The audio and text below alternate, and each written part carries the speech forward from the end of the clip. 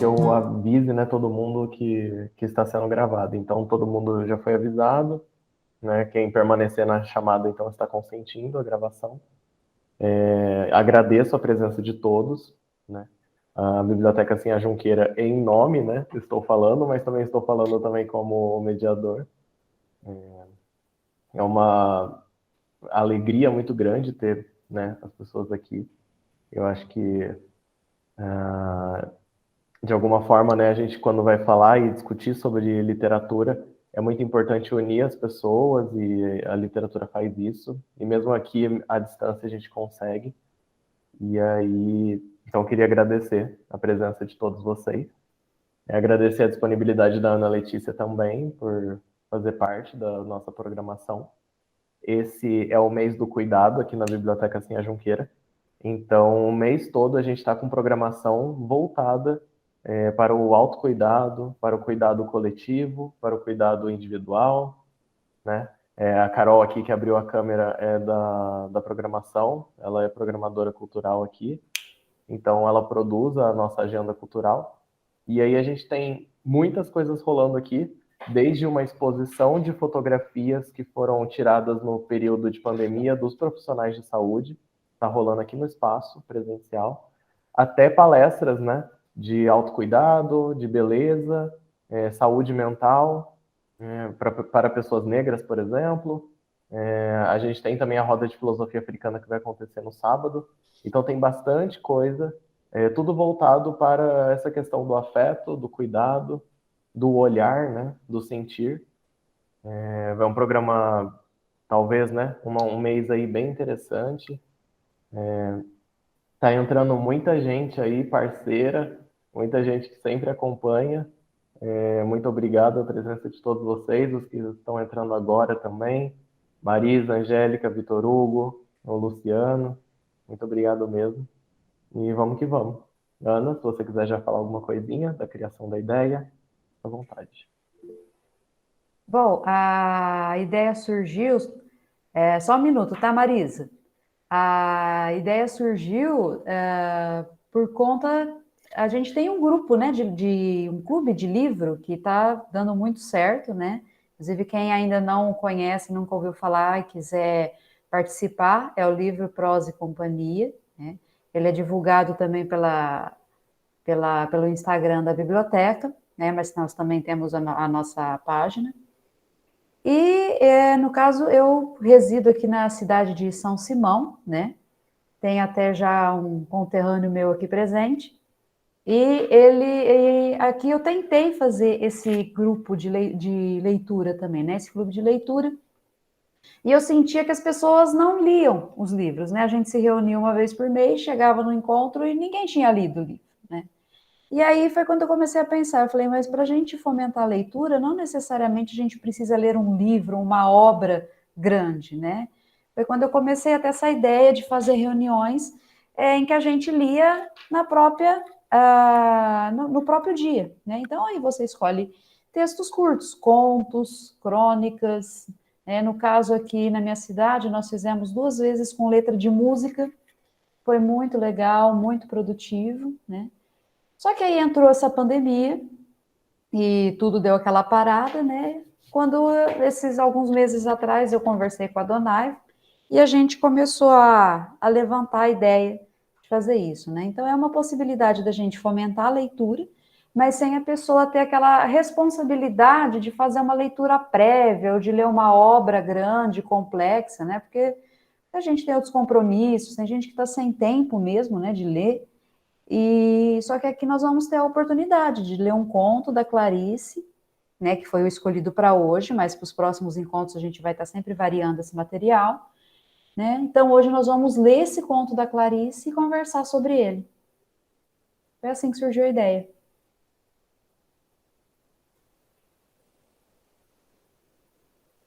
Bom, acho que nós podemos começar, né, Donai? Podemos. Peraí, a Marisa tinha levantado a mão? Quer comentar, Marisa? Dá um oi pra gente? Não? Você está sem Tá áudio, sem Marisa. áudio. Eu tinha dito que eu não estava ouvindo nada, e eu acabei mexendo tanto no celular que agora está hiper alto, mas vai ficar assim, só isso. E boa noite para todos, né? Boa noite. Bom, Então, nós temos presenças aqui, né, vamos lá, deixa eu ver aqui, da Natália, ela entrou. Ela é lá de Manaus, é uma parcerona também, está sempre acompanhando aqui. Tem gente de São Simão também, né? Vitor, Ana. André, você está por aqui? Boa noite, Natália. Por onde você está, André?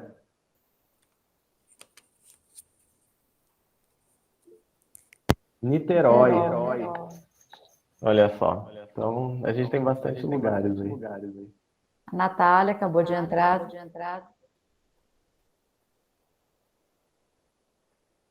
Bom. Oi, gente. Oi, gente.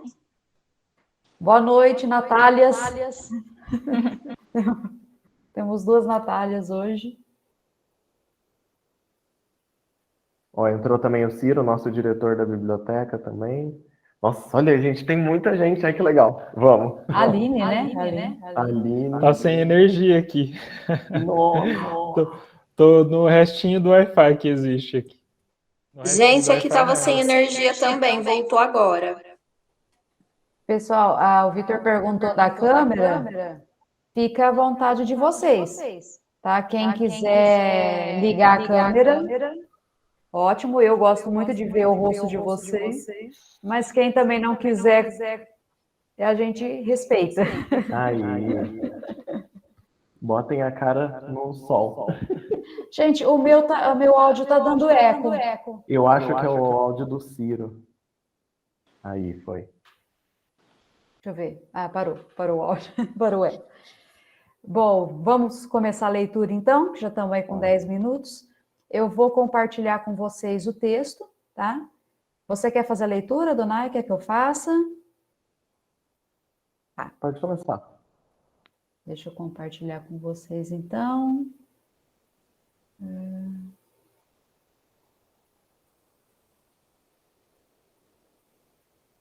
Como que é mesmo, Adonai? A tela inteira, uma janela ou uma guia? Você tá abrindo por onde? Pelo Chrome? Não, ele está salvo numa pastinha. No PDF? É. Então é uma janela. Uma janela. Isso, aí você vai selecionar a janela. Apareceu para vocês? Sim. Apareceu? Uhum. Então vamos lá. Deixa eu ver se eu consigo aumentar um pouco a...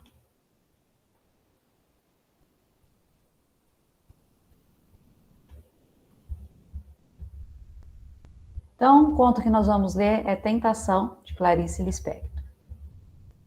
Ela estava com soluço, e como se não bastasse a claridade das 2 horas, ela era ruiva. Na rua vazia, as pedras vibravam de calor. A cabeça da menina flamejava. Sentada nos degraus de sua casa, ela suportava. Ninguém na rua. Só uma pessoa esperando inutilmente no ponto do bonde. E como se não bastasse seu olhar submisso e paciente, o soluço a interrompia, de momento a momento, abalando o queixo que se apoiava conformado na mão. Que fazer de uma menina ruiva com soluço? Olhamo-nos sem palavras, desalento contra desalento.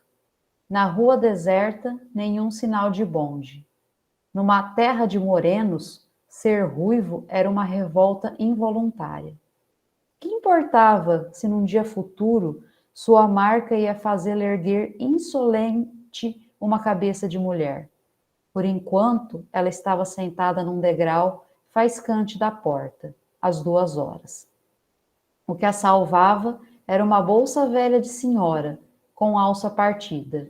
Segurava com o amor conjugal já habituado, apertando-a contra os joelhos. Foi quando se aproximou a sua outra metade neste mundo, um irmão em Grajaú. A possibilidade de comunicação surgiu no ângulo quente da esquina, acompanhando uma senhora e encarnada na figura de um cão. Era um bacê lindo e miserável, doce sob a sua fatalidade. Era um bacê ruivo. Lá vinha ele trotando, à frente de sua dona, arrastando seu comprimento. Desprevenido, acostumado, cachorro. A menina abriu os olhos pasmada. Suavemente avisado, o cachorro estacou diante dela. Sua língua vibrava, ambos se olhavam. Entre tantos seres que estão prontos para se tornarem donos de outro ser, lá estava a menina que viera ao mundo para ter aquele cachorro. Ele fremia suavemente, sem latir. Ela olhava-o sob os cabelos, fascinada, séria. Quanto tempo se passava? Um grande soluço sacudiu-a, desafinado. Ele nem sequer tremeu. Também ela passou por cima do soluço e continuou a fitá-lo. Os pelos de ambos eram curtos, vermelhos. Que foi que se disseram? Não se sabe. Sabe-se apenas que se comunicaram rapidamente, pois não havia tempo. Sabe-se também que sem falar eles se pediam. Pediam-se com urgência, com encabulamento, surpreendidos. No meio de tanta vaga impossibilidade, de tanto sol, ali estava a solução para a criança vermelha. E no meio de tantas ruas a serem trotadas, de tantos cães maiores, de tantos esgotos secos, lá estava uma menina, como se fora a carne de sua ruiva carne. Eles se fitavam profundos, entregues, ausentes de Grajaú. Mais um instante e o suspenso sonho se quebraria, cedendo talvez à gravidade com que se pediam. Mas ambos eram comprometidos. Ela, com sua infância impossível, o centro da inocência que só se abriria quando ela fosse uma mulher. Ele, com sua natureza aprisionada. A dona esperava impaciente sob o guarda-sol. O bacê ruivo, afinal, despregou-se da menina e saiu sonâmbulo.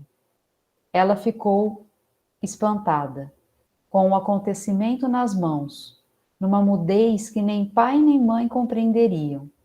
Acompanhou com os olhos pretos que mal acreditavam, debruçada sobre a bolsa e os joelhos, até vê-la dobrar a outra esquina. Mas ele foi mais forte que ela. Nenhuma só vez olhou para trás. O conto foi extraído do livro A Legião Estrangeira, da Clarice Lispector.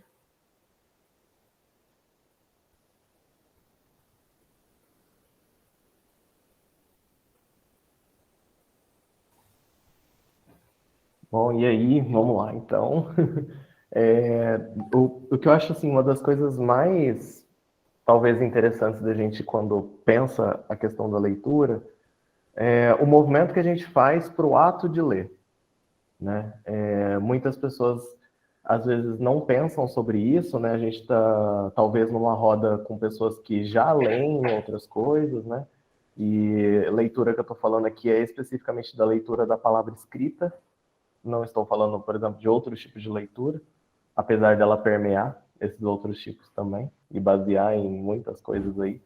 Mas a gente geralmente faz uma espécie de ritual, talvez, de quando a gente vai ler algo, a gente senta, concentra e começa a ler, né?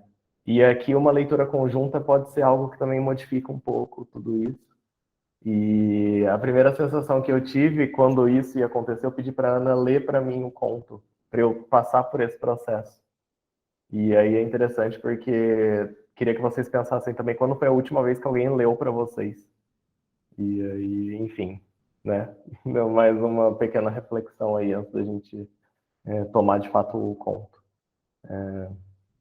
Esse textinho é muito curto, né? Dá para sentir assim. Eu me sinto órfão, né? Quando termina o texto, porque dá a impressão que eu preciso de mais. Talvez quem mais me acompanha aqui, por exemplo, Marjorie, Aline, Natália, Stephanie, a Ana mesmo elas sabem que eu tenho muito problema com Clarice, eu tinha muito medo de ler Clarice. E a minha primeira vez com Clarice foi a Ana, então foi ela que me ajudou aqui. Muito obrigado, Ana. E acabei devorando o livro todo, né? Ele é extraído da Legião Estrangeira aqui, foi assim de uma vez. Não imaginava que isso ia acontecer, mas nossa, que sensação maravilhosa. E ao mesmo tempo, quando a Ana terminou de ler esse conto para mim, a primeira coisa que eu pensei foi, caramba, que solidão é essa, né? Que sensação de vazio é essa? E eu não sabia se era a sensação do conto, se era a sensação que a própria escrita me dava, ou se era a sensação solitária da Ana lendo para mim, porque só tinha nós dois. Mas ao mesmo tempo, agora aqui com todo mundo, eu continuo me sentindo sozinho depois desse conto. E aí, né, enfim, queria jogar um pouco a bola para outras pessoas, quem quiser comentar, se já sentiu alguma coisa, se quer levantar alguma questão. Acho que a Marjorie, né, levantou a mão aqui. Vamos só antes, Marjorie, eu quero, né, aproveitando isso que a Adonai falou, depois que vocês, quem quiser se sentir à vontade para comentar o que sentiu do conto, tá? Nós vamos abrir esse espaço. E aí vocês podem usar esse recurso que a Marjorie usou de levantar a mão, que aí a gente vai indo pela sequência, tá bom? Pode falar, Marjorie. Então, Adonai, você comentou que parece que faltou aí no final, né? Parece que é uma característica da Clarice, né? Escrever dessa forma. Os contos dela sempre terminam assim, você com uma expectativa a mais, né? E ela sempre usando desses recursos, né? Do cotidiano, o calor, os bichos. Esse até que é um conto bem light, se a gente for pensar, né? Porque tem alguns deles, né, que ela escreveu, que ela pega bem pesado e mostra uma faceta dela muito interessante. É muito gostoso de ler e de estudar Clarice Lispector.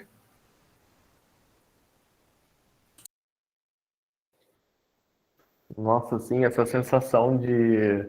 O próprio calor que você citou, quando eu li, eu sinto assim, que parece que o conto começa a crescer e te abraçar. Então ela tá falando do calor, parece que tem um reflexo, parece que tem só o cabelo vermelho, o negócio vai inchando de um jeito, e aí depois começa a esvaziar quando ela começa a falar da sensação de estar sozinha, da menina não se identificar, dela ser uma ruiva num lugar de pessoas com cabelos escuros. Eu começo a sentir um vazio, assim, parece que ela faz um processo de inchar e de inflar e depois de murchar tudo. E aí eu começo a ficar seco. Eu não sei explicar, mas vai me dando uma sensação de secura. E aí é até curioso como esse calor parece que ele reflete nisso ao longo do texto, porque dá a impressão que é um ambiente insuportável, né? E eu não estou falando do ambiente externo. Dá a impressão que é o dentro dela, é o dentro da menina que é insuportável. Enquanto ela tá ali narrando, né? E a menina soluçando sozinha, é uma sensação assim que, enfim. Vamos lá, Vitor Hugo. Olá. Eu não conheci esse conto, eu li ele hoje à tarde, e toda vez que eu leio a Clarice Lispector, eu fico pensando, bom, deixa eu ver eu já sei que teremos aqui várias frases que me atravessarão de uma maneira insuportável. Nesse conto em especial, entre tantos seres que estão prontos para se tornarem donos de outro ser, lá estava a menina que viera ao mundo para ter aquele cachorro.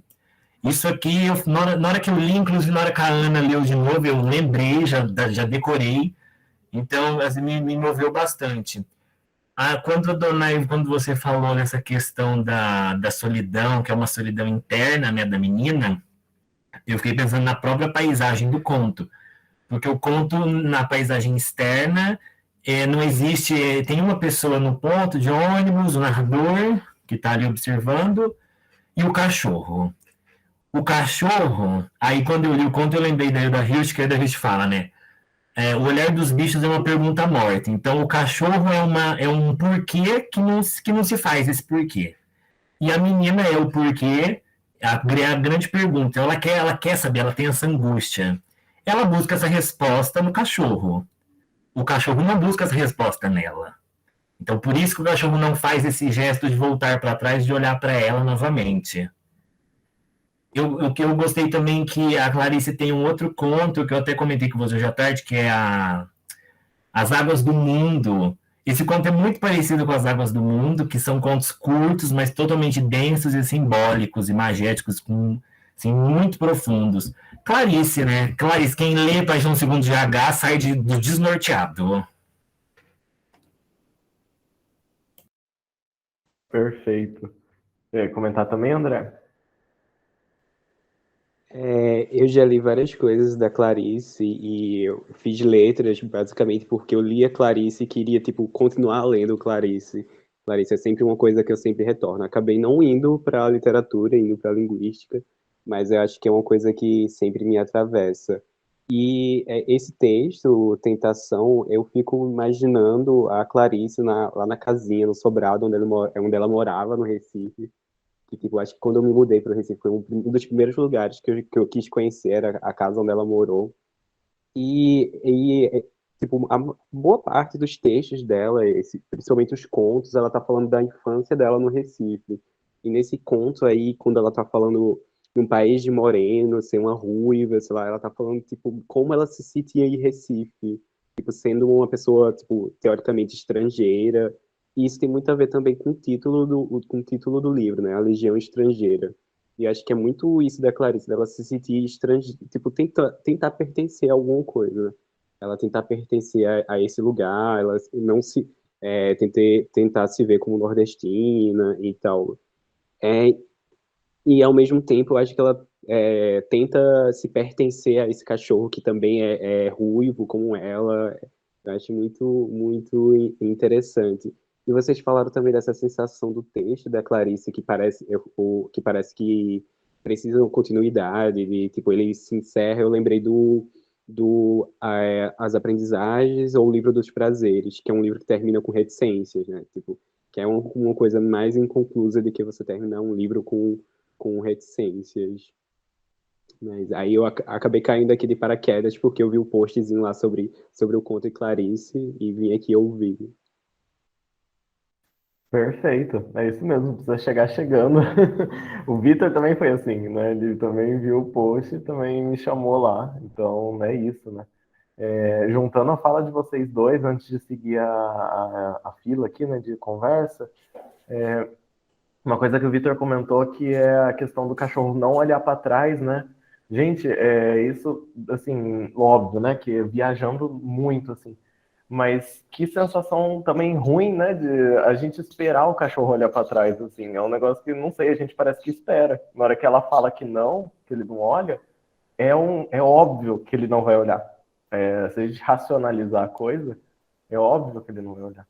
Só que ao mesmo tempo, né, a gente parece que torce, né? Não sei explicar. E que o André comentou dessa questão dela se sentir estrangeira, eu e a Ana, a gente conversou muito sobre isso, né, Ana? Sobre essa questão Sim. de parecer que ela está reclusa, né, o tempo todo à margem, né, de alguma coisa. Eu até gostei que o André comentou, porque quando eu li esse conto, eu imaginei que fosse algo meio autobiográfico, só que eu não tinha achado nenhuma informação a esse respeito, né? Mas eu imaginei que talvez essa menina fosse ela, né? Obrigada por ter trazido essa informação aí para nós. Vamos lá? O próximo é a Marjorie. Marjorie, é isso? Então, voltando nessa questão do cachorro, né? Eu fiquei pensando se não foi meio que uma mensagem dela para gente viver o presente. Porque a gente vive angustiado? Porque ou a gente está preso no passado ou preocupado com o futuro. E os animais vivem o hoje, o agora. Para eles não existe passado. O máximo, por exemplo, para um cachorro, né, é a memória que ele tem, né, do dono, das pessoas com quem ele convive, mas tirando isso, em termos de situações, ele não tem, os animais, de modo geral, não tem um registro como a gente tem, né? E a gente fica se angustiando. Da mesma forma que você comentou, Adonai, que a gente fica angustiado de ver que ela tá ali, a menina, na expectativa do cachorro olhar para trás e ele não olha, né? Então, quem sabe também não foi uma mensagem dela para a gente meio que se libertar também, né? E viver o presente, o agora, porque a vida é agora, né? O que passou já foi, não tem como alterar, e o futuro não tem o que fazer, tem que aguardar.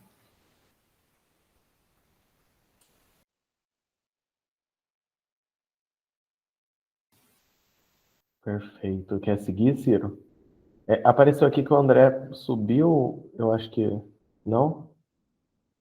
Eu não sei se, eu acho que depois que a gente fala, a gente tem que desclicar na mãozinha, senão Eu senão posso ir ela... abaixando aqui eu mesmo, então, se for o caso. Bom, Vou eu acho seguir. que o administrador pode fazer isso também. Uhum.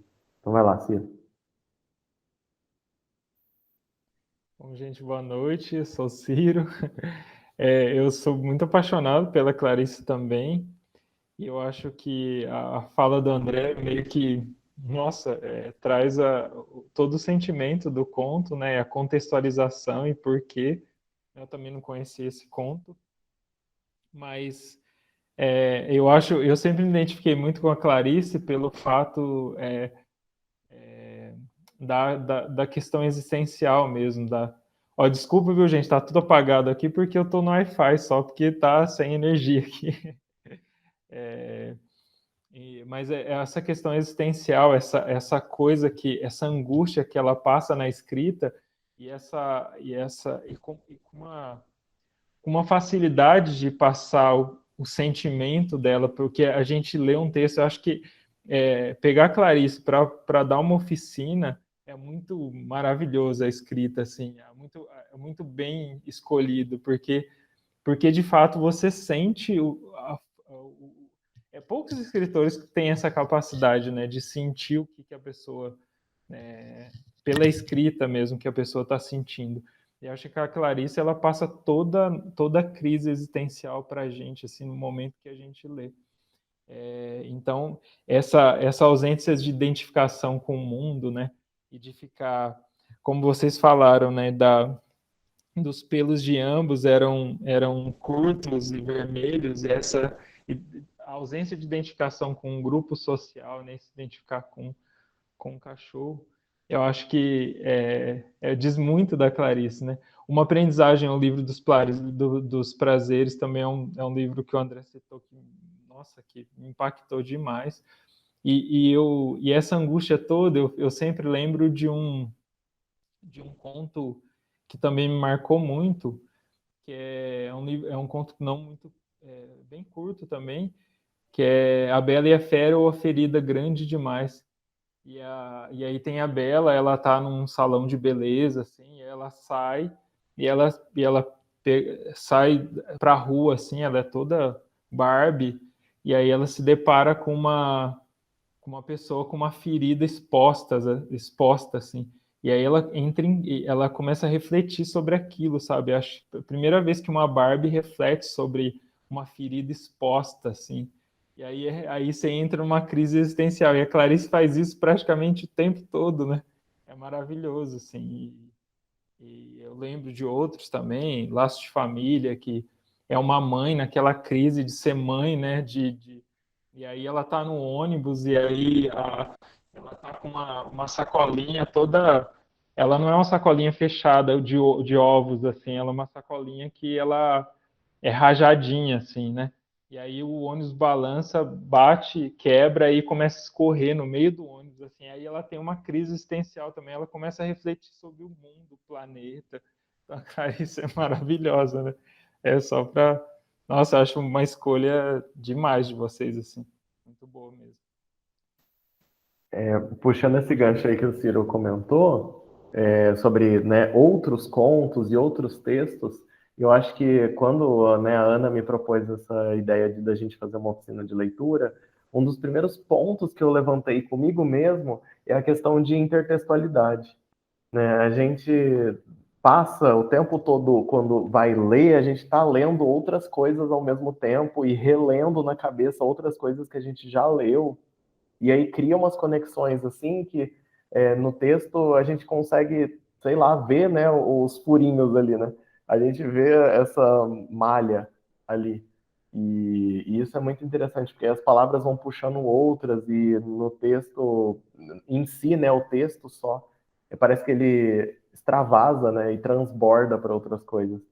Então, quando, né, agora, né, perdi talvez o medo de ler, talvez, o medo de ler Clarice, mas transbordou demais em mim, assim, tanto é que quando eu terminei esse conto, uma das primeiras coisas que eu falei para Ana, né, quando ela terminou de ler para mim, eu falei da baleia, do Graciliano Ramos. Eu falei, que diferença de animal, que diferença. A gente está falando aqui de um cachorro que não olha para trás, um cachorro que fareja e segue sua vida de cachorro. A descrição dela é cachorro, né? Cadê o pedacinho que ela fala isso?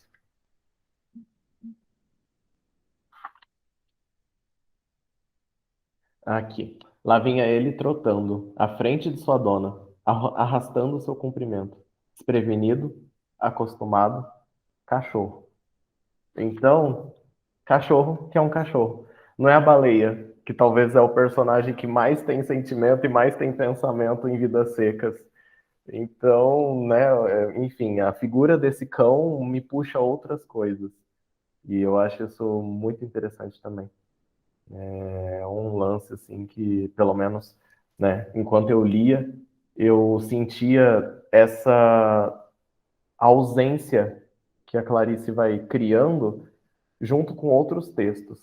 E aí, claro, né, conforme eu fui lendo os outros contos dela desse livro, eu fui vendo o quão também ela vai marcando uma coisa aí do estrangeiro, de quem é de fora, de quem não dá conta também de aguentar a sua própria identidade ali, né? Então, mais por aí.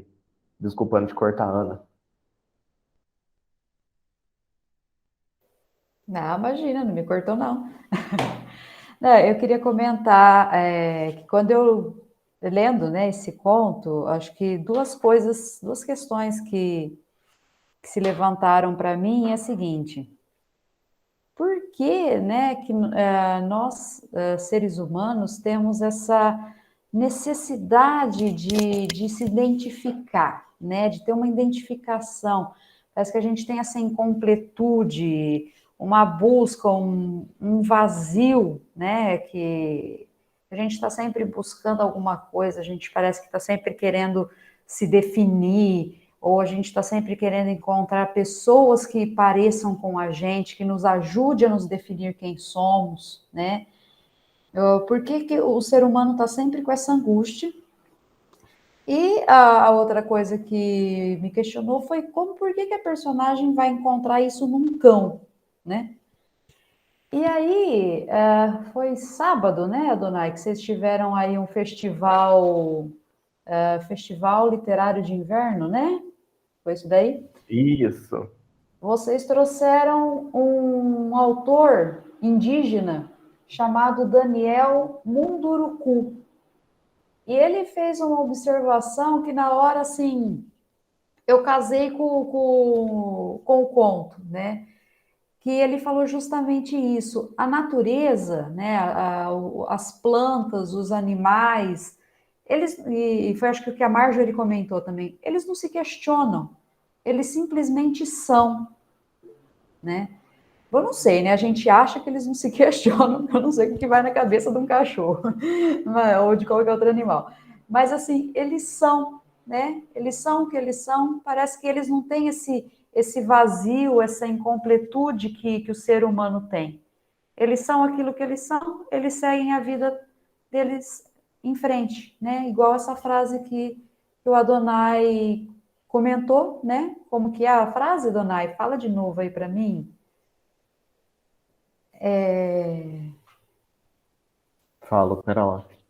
Eu acabei de perder a página, achei que. Lá vinha ele trotando, à frente de sua dona, arrastando o seu comprimento. Desprevenido, acostumado, cachorro. Principalmente essa palavra acostumado, ou seja, é aquilo, né? Ele é aquilo, a vida dele é aquilo, ele faz aquilo. E nesse mesmo momento que ele encara a menina, parece até que ele sente uma ligação forte com a menina também. Só que na hora de ir embora, ele também não se questiona, eu tenho que ir embora com a minha dona, tchau, eu vou embora, né? Essa é a minha estrada, eu não questiono isso. Diferente do ser humano que está sempre, sempre, sempre se questionando, e foi o que o Daniel falou, Carolina comentou aí também, eu achei fantástico, que é por essa inquietude que o ser humano cria a arte, cria a cultura, né? Nessa busca pela sua completude, nessa sua busca por respostas. Acho que, bom, por hora é isso que eu queria comentar. Marisa? Eu vou falar várias coisas. Assim, primeiro, que diferentemente do André, eu não entendo nada de Clarice. Eu quis participar para ver se eu melhoro um pouco. Eu sempre termino achando, mas puta Lima, não entendi nada. Enfim. Segundo, que eu adoro ruivas. Então, a hora que você começou a ler, e eu não sei, não é que eu não sei ouvir. Para eu poder compreender, eu tenho que ler, né? E só casando algumas coisas. Uma coisa que o Ciro falou de um outro texto da Bela, que vê a fera, né? Não me colocando como Bela, mas pegando a questão da intertextualidade, como a dona aí colocou, para mim vem uma coisa do real. Como assistente social da nossa Caixa, uma vez eu fui acompanhar uma pessoa ao Hospital AC Camargo, que é um hospital de câncer. E saindo de um elevador, eu me deparei com uma pessoa sentada de costas para o elevador no qual eu saí. Então, quando eu virei, ela tinha um câncer no rosto, que era uma ferida enorme, uma coisa muito exposta. Então, aquilo me levou a muitas reflexões, porque é muito diferente você falar de uma pessoa que tem um câncer de mama ou de intestino, coisas que você, na verdade, você sabe, mas você não está vendo. Então, a hora que ele falou, me trouxe essa lembrança, essa realidade. Falou, puxa vida, realmente tem coisas assim que são do cotidiano. Eu acho que esse texto fala do cotidiano, ou de solidão, de angústia, e de uma certa forma o texto me trouxe uma angústia, né? Eu acho que talvez seja a própria da Clarice. Mas, só para concluir, quando a Ana fala assim, por que a gente tem a necessidade de se identificar? Porque, na verdade, nós somos, os seres humanos, somos animais, mas somos animais gregários. A gente só existe porque o outro existe, e é essa troca que traz a nossa existência. Eu até pus, eu não sei se você chegou a ver, Ana, mas era para você, assim, ó, é uma questão bastante complexa, psicológica, que os psicólogos podem tentar fomentar e discutir. Mas a gente precisa do outro para existir. E eu não sei até que ponto os animais não têm isso, porque hoje eu tenho 4 gatos. E eu vejo, por exemplo, o ano passado eu tive uma situação, acabei ficando alguns dias na casa das minhas irmãs, levei meus gatos. A estranheza deles em relação a uma nova casa e aos gatos, todo mundo era gato. Minhas irmãs também tinham 4 gatos. Só que os meus ficavam juntos e os dela ficavam, tipo assim, somos 2 times diferentes. E quando voltam para casa, parece que eles estão me dizendo que felicidade, que bom estar em casa, porque aquela casa lá era muito ruim, não era nossa. Eles sentem a falta um do outro. Então, fica a questão, né? Até que ponto eles são irracionais? Eu deixo a questão, eu não sei. Eu sei que eles têm afeto, eles compartilham amor. Eu acho que aqui houve um compartilhamento de um certo afeto e um distanciamento, que muitas vezes é o que acontece na vida. Hoje a gente ama, mas amanhã a gente pode estar distanciado de alguém. Chega, né? Eu falei muito. Só quero mandar um beijo para minha filha que entrou aqui no link e tal, que está com a gente. Desde a mamãe está aqui, viu? Um beijo. amor. Eu logo imaginei pelo sobrenome, falei, deve ser Não a é? filha da Marisa. Sim. E ela vai ficar muito brava. Eu tô falando. Mas Fica eu, não, Daisy, sua mãe é maravilhosa. Fica não. só rapidinho esse gancho que a Marisa falou, eu já me questionei muito essa questão da racionalidade do animal, né? É lógico que eu acho que a gente não sei se a gente um dia vai conseguir ter alguma certeza sobre isso, é, mas eu imagino assim que talvez eles não tenham o mesmo tipo de raciocínio nosso. Afinal, somos espécies diferentes, mas não quer dizer que não haja algum tipo de raciocínio ali. Só que a gente talvez nunca vá conhecer, porque as nossas linguagens são diferentes, né? Então, às vezes a gente não consegue se comunicar nem com o próprio humano, né? Com o cachorro. Mas eu também já me questionei muito isso, se realmente eles são tão irracionais assim como às vezes se prega. E eu acho que outra coisa também interessante, assim, de pensar no que a Marisa falou, é que, um dia a gente tá amando, no outro dia a gente esquece. Eu senti essa coisa muito também efêmera ali da parte do cachorro, né? Dá uma sensação também de que é uma coisa rápida para o cachorro. Eu sinto que são dois tempos, talvez, né? Para a menina que está ali soluçando no calor, sozinha, parece que é uma situação contínua. E aí parece que o tempo se arrasta, né? O tempo demora para passar. E aí no do cachorro parece que o tempo já é outro. Ele já está em outro movimento, ele está cheirando tudo ali, né? Provavelmente vai fazer o xixizinho dele e vai vazar. Então, eu acho que talvez seja essa questão do tempo. E puxando a questão da intertextualidade, né, que eu levantei antes, me fez lembrar, por exemplo, da Montanha Mágica do Thomas Mann também. Porque ali parece que o tempo é totalmente outro também. Ele está descrevendo uma situação e aí a gente passa 120 páginas e aí o personagem se dá conta de que não passou nem metade do dia. E o Thomas Mann consegue fazer isso com a gente. Ele engana a gente nas 120 primeiras páginas, você está vendo um dia só. Então, assim, é muito doido isso, como também esse processo de literatura, né, de fazer literatura, passa por isso, né?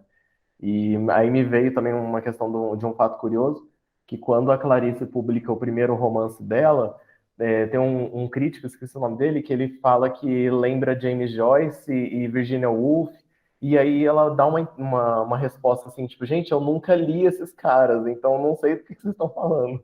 Eu nunca li ela, eu nunca li ele, então não sei o que vocês estão falando. Então, é muito interessante também esse processo, né, do que também é a escrita enquanto algo que nos une, né, perto do Coração Selvagem, isso. Inclusive, né, que foi com a ajuda do Lúcio Cardoso que ela produz esse texto, né, ela foi apaixonada por ele, mas ele era um viadinho, né, maravilhoso, então foi uma decepção amorosa aí dela. É o Vitor agora? Deixa eu só, Vitor, só para falar isso daí que o Adonai comentou do que seriam as referências da Clarice, eu não sei se alguém assistiu a entrevista, que acho que foi a única entrevista que a Clarice deu na vida, né? Que perguntam se ela teve alguma referência, né? E ela realmente fala que não. Que ela comprava, que ela lia, que ela escolhia pelo título, e que ela não conhecia os autores, e que aquilo misturou tudo na cabeça dela, então que ela não sabe dizer uma referência, né? Não sei se ela foi verdadeira ou não nessa afirmação dela, mas está lá na entrevista dela depois, eu acho muito bacana, quem quiser assistir. Olha aí, Vitor. Não, é exatamente isso aí que você falou. Eu não sei até onde o autor faz uma performance de autor. Porque fala, eu não li, ela falava, né? Eu não lia, nunca li James Joyce. Tudo bem, ela usa o título do livro, ela tira lá do Ulisses do James Joyce. É uma indicação, um amigo indica para ela. Aí eu fico pensando, será que ela leu? Será que ela não leu mesmo? Será que ela tá mentindo? Será que ela não tá mentindo? Ela falar que ela não tinha nenhuma referência, ela era leitora de Dostoiévski. Dostoiévski é um autor super, né? Super envolvido com as questões mais íntimas da própria existência humana. A Clarice, o cachorro da Clarice chamava Ulisses, que é mais prova do que ela tinha lido James Joyce do que o cachorro dela chamava Ulisses. Então, eu acho que é tudo uma grande performance, né? A gente não pode ficar. Eu não lembro quem fala isso, que a gente não pode dar muita bola porque o autor fala, porque ele vai falar, até mesmo nas cartas, né? Tem hoje a questão né, no estudo das cartas, que como chama mesmo, literatura de sino, que assim, a carta, você vê que até mesmo o autor, quando ele escreve a carta, ele já escreve a carta, a correspondência para outro autor, sabendo que alguém vai ler aqui, então há uma performance por trás daquele, ele cria ali um outro eu. Eu acho que isso é muito próprio da Clarice. Nessa entrevista dela, eu tive a sensação de que ela não queria enaltecer ninguém, né? Acho que até um momento que o repórter faz alguma pergunta, ela fala, não, eu prefiro não responder para não deixar ninguém de fora. Então, talvez ela tinha, sim, né, esses nomes na ponta da língua, mas ela não queria entregar, né, para não fazer ou muita justiça ou injustiça com alguém. E nessa entrevista ela fala que ela tá super alegre, ela tá contagiante, exalando alegria. Por aí. Vai lá, Marja. Não, é isso que eu ia comentar, né? As contradições da Clarice, né? Porque eu não sei você, Ana, e quem mais assistiu, mas é angustiante assistir essa entrevista. Porque o repórter vai ali conversando com ela e ela dá respostas, ela não chega a ser grossa, mas ela dá respostas tão curtas, tão objetivas, tão diretas, que, assim, você fica sem graça pelo repórter, né? Essa entrevista, eu também nunca vi se tem outra, mas quando eu assisti, eu achei angustiante, né? Ela meio que é indiferente. E, assim, como que uma pessoa que escrevendo se expressa dessa forma e ali na hora de interagir, e ela também já trabalhou como jornalista, então ela tendo essa postura é muito contraditório, né? Chega a ser até inusitado. Agora, essa questão aí, por exemplo, que vocês levantaram do nosso isolamento, isso sim, nem se referindo à pandemia, né? Porque eu acho que desde que surgiram as redes sociais, eu tenho a impressão que a gente vive em isolamento, né? Parece que as redes sociais acabaram surtindo um efeito contrário ao que ela realmente é, né? Porque fica cada um ali na sua rede, né? Todo mundo de cabeça baixada no seu celular ali, mas de fato não interage com ninguém que está perto de você, né? E aí uma coisa assim que também me ocorreu, né, que a Ana comentou, né, sobre esse questionamento que a gente sempre tem, né, o tempo todo. É interessante, né, de repente vir a arte, né, resultante disso, mas eu acho que o nosso grande problema, pelo menos nos nossos dias, é a gente viver tanto no automático como a gente vive. A gente aciona ali o piloto automático e vai embora. E aí, de repente, quando a gente se dá conta, aí começam essas questões, começam as crises existenciais, né? Eu acho que tudo se resume a autoconhecimento. A partir do momento que você se conhece e você começa a colocar os seus limites, você sabe o que você gosta, o que você não gosta, o que você aprecia, você começa a desenvolver gratidão, você começa a apreciar coisas mais simples, né? Você começa a perceber que você não precisa de coisas extraordinárias para ter uma vida gratificante. Eu acho que esse quadro angustiante de questionamentos começa a clarear, fica mais calmo. Não sei o que vocês acham.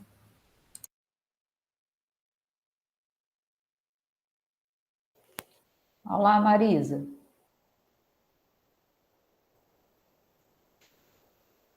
Marisa, você está sem microfone. Marisa, você está sem microfone. Agora acho que vai. Agora foi.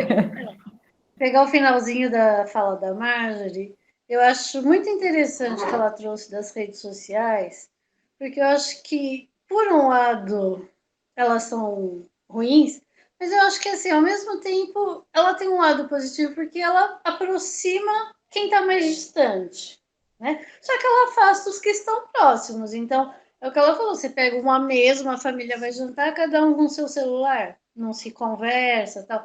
Então, isso eu acho que é uma questão que dá para a gente até aprofundar, discutir bastante. Mas, a hora que eu levantei a mão, o que eu queria falar, que me lembrei quando a Ana estava falando também, o Freud sempre, ele escreveu um texto que chama Mal-Estar da Civilização. E lá ele fala, essa angústia que a gente vive é esse mal-estar, isso é inerente ao ser humano, né? Porque todos nós sabemos que podemos ter vidas completamente diferentes, mas a única coisa que nós temos em comum é que todos nós um dia vamos morrer. Então, isso é uma diferença que a gente tem dos animais, eles não sabem disso, eles não têm essa noção, né? Agora, ele também aponta algumas saídas para o mal-estar da civilização. Então, uma delas é a arte, né? Então, ele fala da cultura, ele fala que o trabalho também ajuda, né? E ele também fala das drogas, mas esse é um ponto que é melhor a gente não discutir muito, não. Mas a questão da arte, eu acho que é assim, onde canalizar toda essa angústia que a gente tem, a gente pode até entender assim, vamos tentar torná-la mais produtiva, né, mais útil. Eu acho que a pandemia, por exemplo, trouxe tanta coisa, acho que ao mesmo tempo que a gente se distancia, a gente está próximo aqui, estamos conversando. Eu descobri, por exemplo, gente, eu não sabia fazer café, eu aprendi com a minha filha a fazer café. Eu descobri que eu tenho tanta roupa. Como eu morei em São Paulo, eu achava que eu tinha casaco, roupa de frio para umas 3 vidas. Eu já descobri que não, que eu tenho tanta roupa que dá para umas 10 vidas. O pessoal usa as mesmas, eu só estou em casa. Então, eu acho que é legal para aprender o desapego, a solidariedade. Então, existem tudo, como tudo na vida, todas as situações, elas têm tanto os seus prós como os seus contras. Acho que o importante é a gente buscar o positivo daquilo que está sendo apresentado para a gente, né?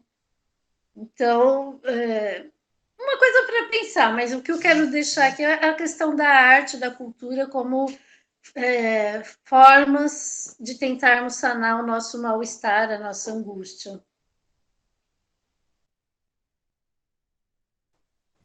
Pode falar, André. Oi, desculpa, Donai. Não, pode seguir, pode seguir. Eu falo depois.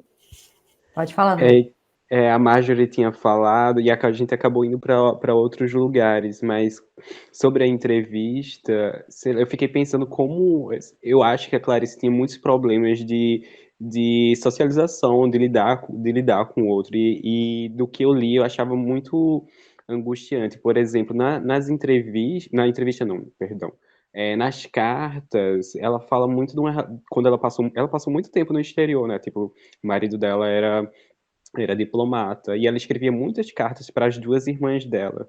E ler essas cartas, para mim, foi uma coisa muito angustiante, porque ela era uma pessoa triste, sofrida, tipo, querendo voltar para o Brasil, com saudade das irmãs, e eu acho que isso passava um pouco para os textos dela, esse vazio, esse sempre estar estrangeira, né? Tava no Brasil, mas não era tida como brasileira. Depois ela foi para o exterior e, tipo, com saudade do Brasil e tal. E eu acho também, tipo, outro ponto que eu acho que ela tinha problemas de socialização é que eu assisti uma entrevista do Chico Buarque, ele falando que conheceu a Clarice numa festa de alguém e tal. Eu tô partindo muito pro biografismo, né? Perdão. E ele chamou ela chamou ele pra, vai jantar lá em casa qualquer dia. E o Chico Buarque e outro cantor, que eu não lembro mais quem, foram lá pra casa da Clarice e ficaram esperando o jantar. Aí, tipo, deu 8, deu 9, 10, 11, e ela nada de fazer o jantar. E depois ela falou, estou cansada, vou dormir. E eles foram embora para casa. E por isso que eu acho que ela tinha algumas questões de socialização, tipo, não sabia muito lidar com o outro.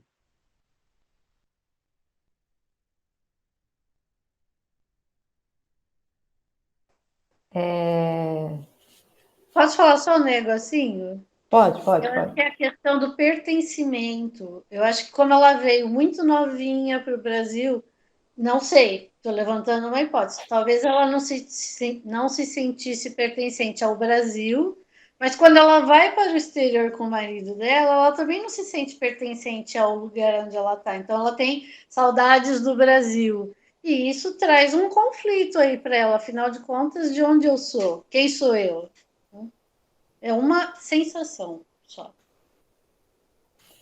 Mas no caso dela, pode ser, né, por conta desse vai e vem dela, mas eu penso assim, que quantos de nós não temos essa sensação, né? Vamos fazer essa reflexão agora, olhar para nós mesmos. A gente se sente, assim, plenamente pertencente, ou a gente está sempre com aquela coisa, não sei, às vezes nem pôr em palavras, né? Mas uma sensação meio perdida mesmo, e a gente fica numa procura no outro para ver se de repente numa outra pessoa a gente encontra essas respostas, né? E outra coisa que eu queria comentar, acho que foi isso que eu levantei a mão, isso é um peixe fora d'água, perfeito, né?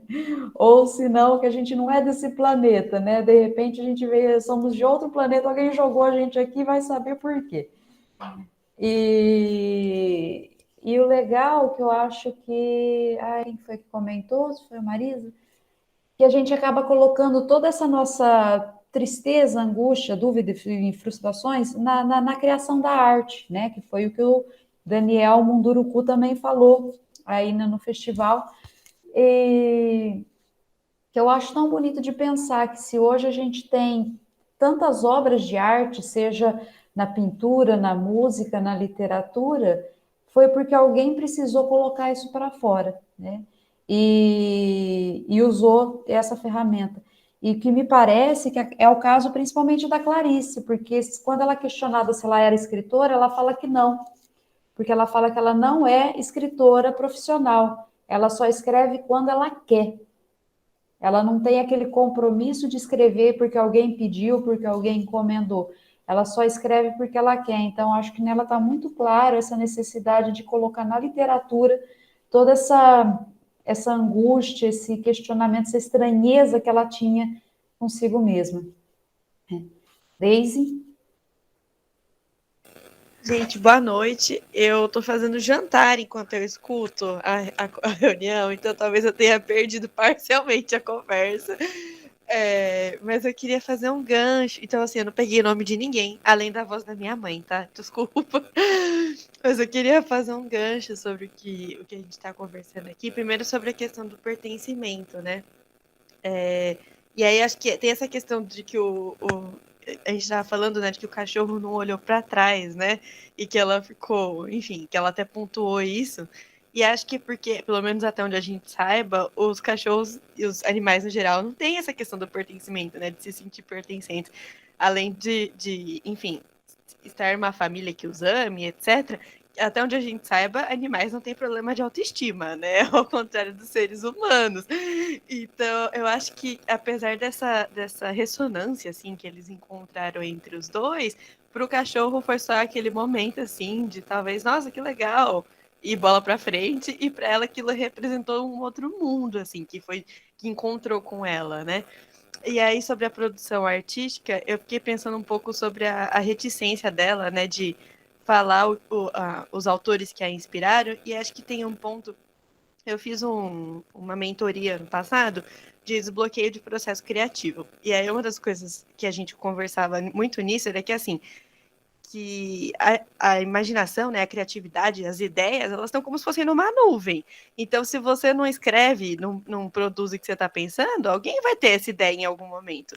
E aí, nós, seres humanos, apesar de termos vivências diferentes, também temos vivências similares, né? Então, é muito capaz da gente ir lá escrever alguma coisa e daqui 10 anos alguém fala, nossa, mas escreveram igualzinho que você escreveu. E você fala, nossa, mas como é que eu vou saber, né? Porque tem quantos livros publicados tem? Impossível saber. Então, acho que também tem um pouco disso, né? Por mais que, tudo bem, ela provavelmente se inspirou em alguém para escrever, não surgiu do nada.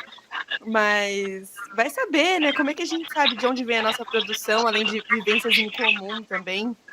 Era mais ou Ô, menos isso. filha, vai ver que o Jung tem razão quando ele fala do inconsciente coletivo. Vai ver que todo mundo tem. Pois A é, ideia talvez tá lá, seja. alguém vai lá e lança a mão. E aí, talvez é por isso que a gente tem uma filosofia tão extensa tentando entender o que é a humanidade, né? Porque o que torna os humanos, quem os humanos são, o que os humanos são, né? Qual que é a nossa diferença em relação aos outros animais? Então, Mas E só. eu acho que o conto. Ai, desculpa, pode falar, Ana. Não, só rapidinho, eu acho que o que a Deise falou, eu acho que às vezes a gente usa uma referência de forma consciente, mas muitas vezes não também, né? Que nem ela falou, às vezes você lê tanto, você tem tanta, desde leituras de livros, de filmes ou de experiências vividas, que chega uma hora que isso mistura tudo na sua cabeça, que a hora que você vai criar, você realmente já não sabe mais que referência exata você está usando, né? Então, eu acho que existem as duas possibilidades. Tanto você usar uma referência consciente, como muitas vezes você não saber mesmo de onde você está tirando aquilo. Pode falar, Donai.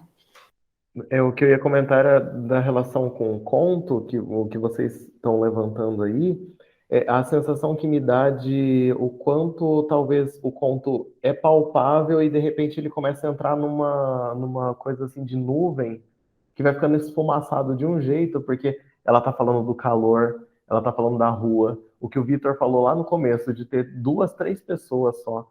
Você tá numa situação palpável, você tá numa situação que você já esteve num ponto de ônibus assim, que você já esteve numa rua quente dessa. Quem é de Ribeirão, né, sabe o quão calor que é, então a gente sabe como que é esse calor aqui, né? 2 horas da tarde, é um horário que eu acho horrível. Parece que é um Exato. horário realmente que é um deserto. Exato. Às vezes você acabou de comer, você está até com sono, A nada. solidão tá aí, né? É o Tá aí. horarinho ruim. E, de repente, assim, ela começa a falar desse momento de vislumbre do cachorro, e que foi o que a Daisy também levantou, de que o cachorro seguiu a vida depois, né? Mas dá a impressão que para ela quebrou um sonho ali, né?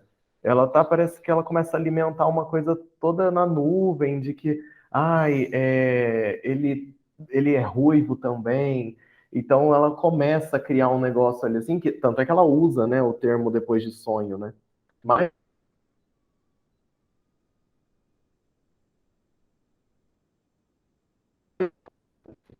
completamente fora e de repente volta pro real, né?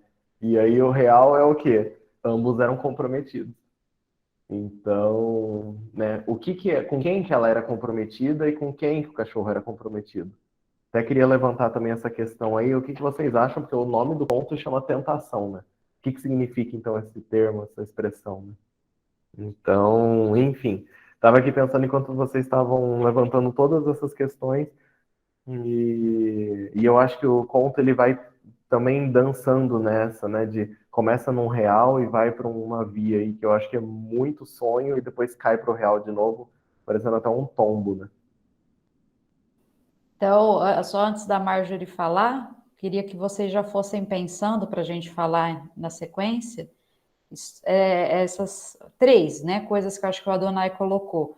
Primeiro, qual que é o comprometimento de ambos que impede os dois de estarem juntos? O texto cita, né? No caso do cachorro, qual que é a expressão, Adonai? Eu vou ler o trecho.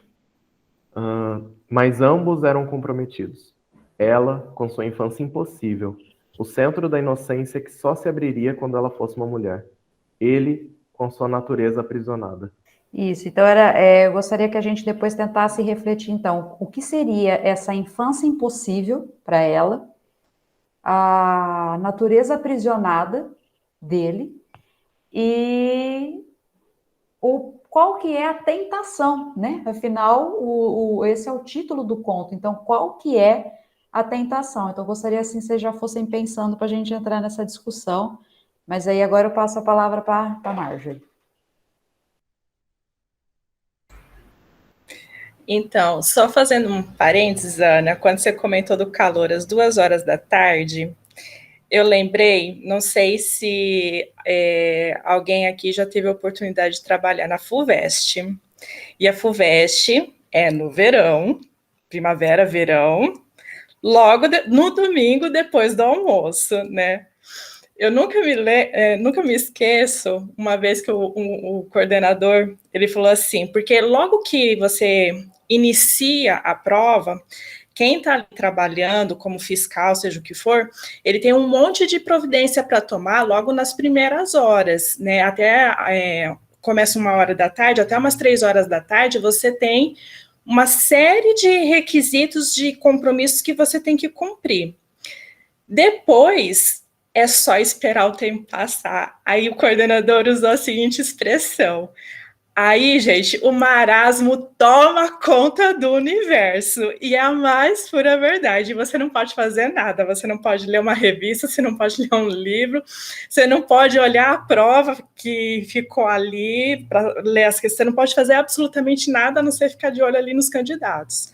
Agora, imagina você ter que fazer isso em período de Covid, você não podia ligar ar-condicionado, foi horrível. Então, a defesa menção da hora me veio isso. Essa questão do pertencimento, uma coisa que me ocorreu, eu acho que envolve padrões. Padrões que são criados e meio que impostos para a gente. E por isso que a gente se sente meio que excluído, né? Então, por exemplo, a menina ruiva no meio de um monte de moreno, né? E vários outros padrões que foram criados, né? Até hoje a gente tem vários padrões e que a gente, por não conseguir se identificar com aquilo, a gente não consegue se integrar, e o grupo que criou aquele padrão também já nos exclui, né? Já considera a gente carta fora do baralho. Então, isso incomoda muito, né? Chega até a mexer um pouco com a nossa autoestima. Agora, essas questões que a Ana Letícia levantou, né? Os compromissos, eu posso estar sendo, assim, muito literal, muito rasa, mas a impressão que eu tenho é, por exemplo, o compromisso da menina. Ela estava limitada ali à infância, e na infância a gente responde a quem? Pai e mãe. A gente não tem aquela liberdade que a gente gostaria. E assim, quando ela fala que logo em seguida, né, que ela fala que ela está comprometida com a infância, que ela meio que só vai conseguir se libertar disso quando ela finalmente for mulher, né?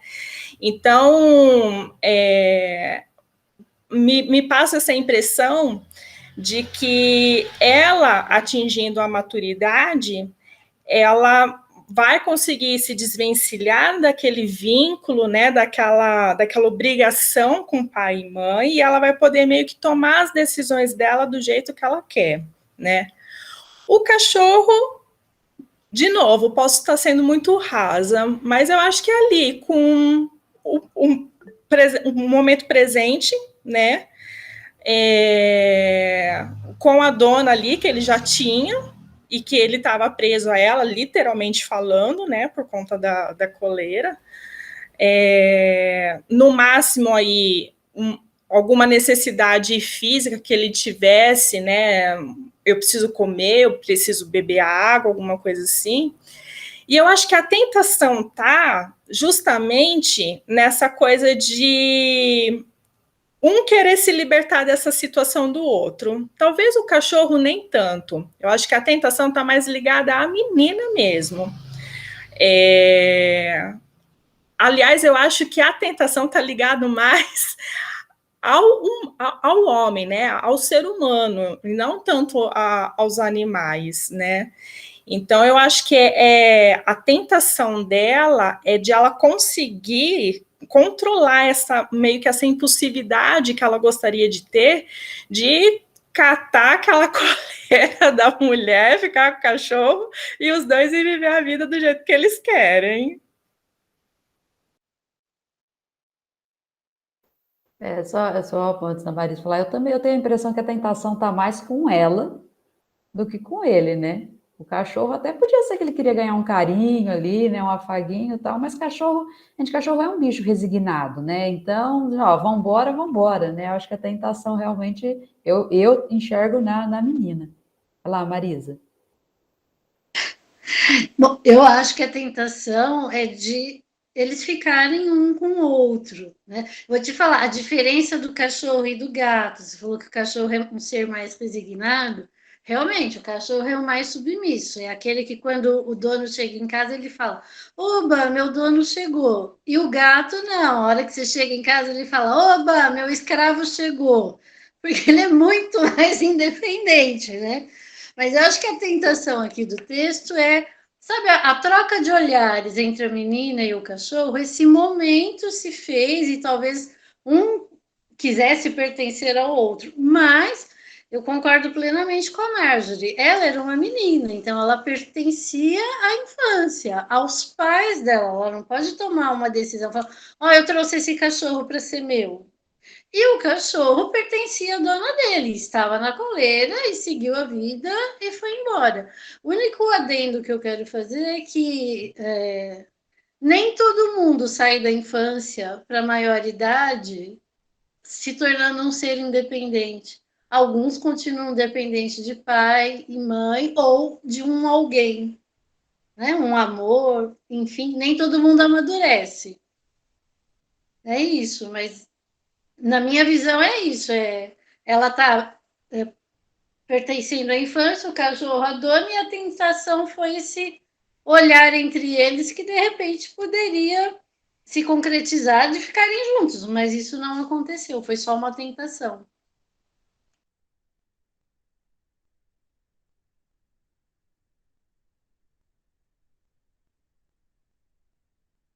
Pode falar, Má.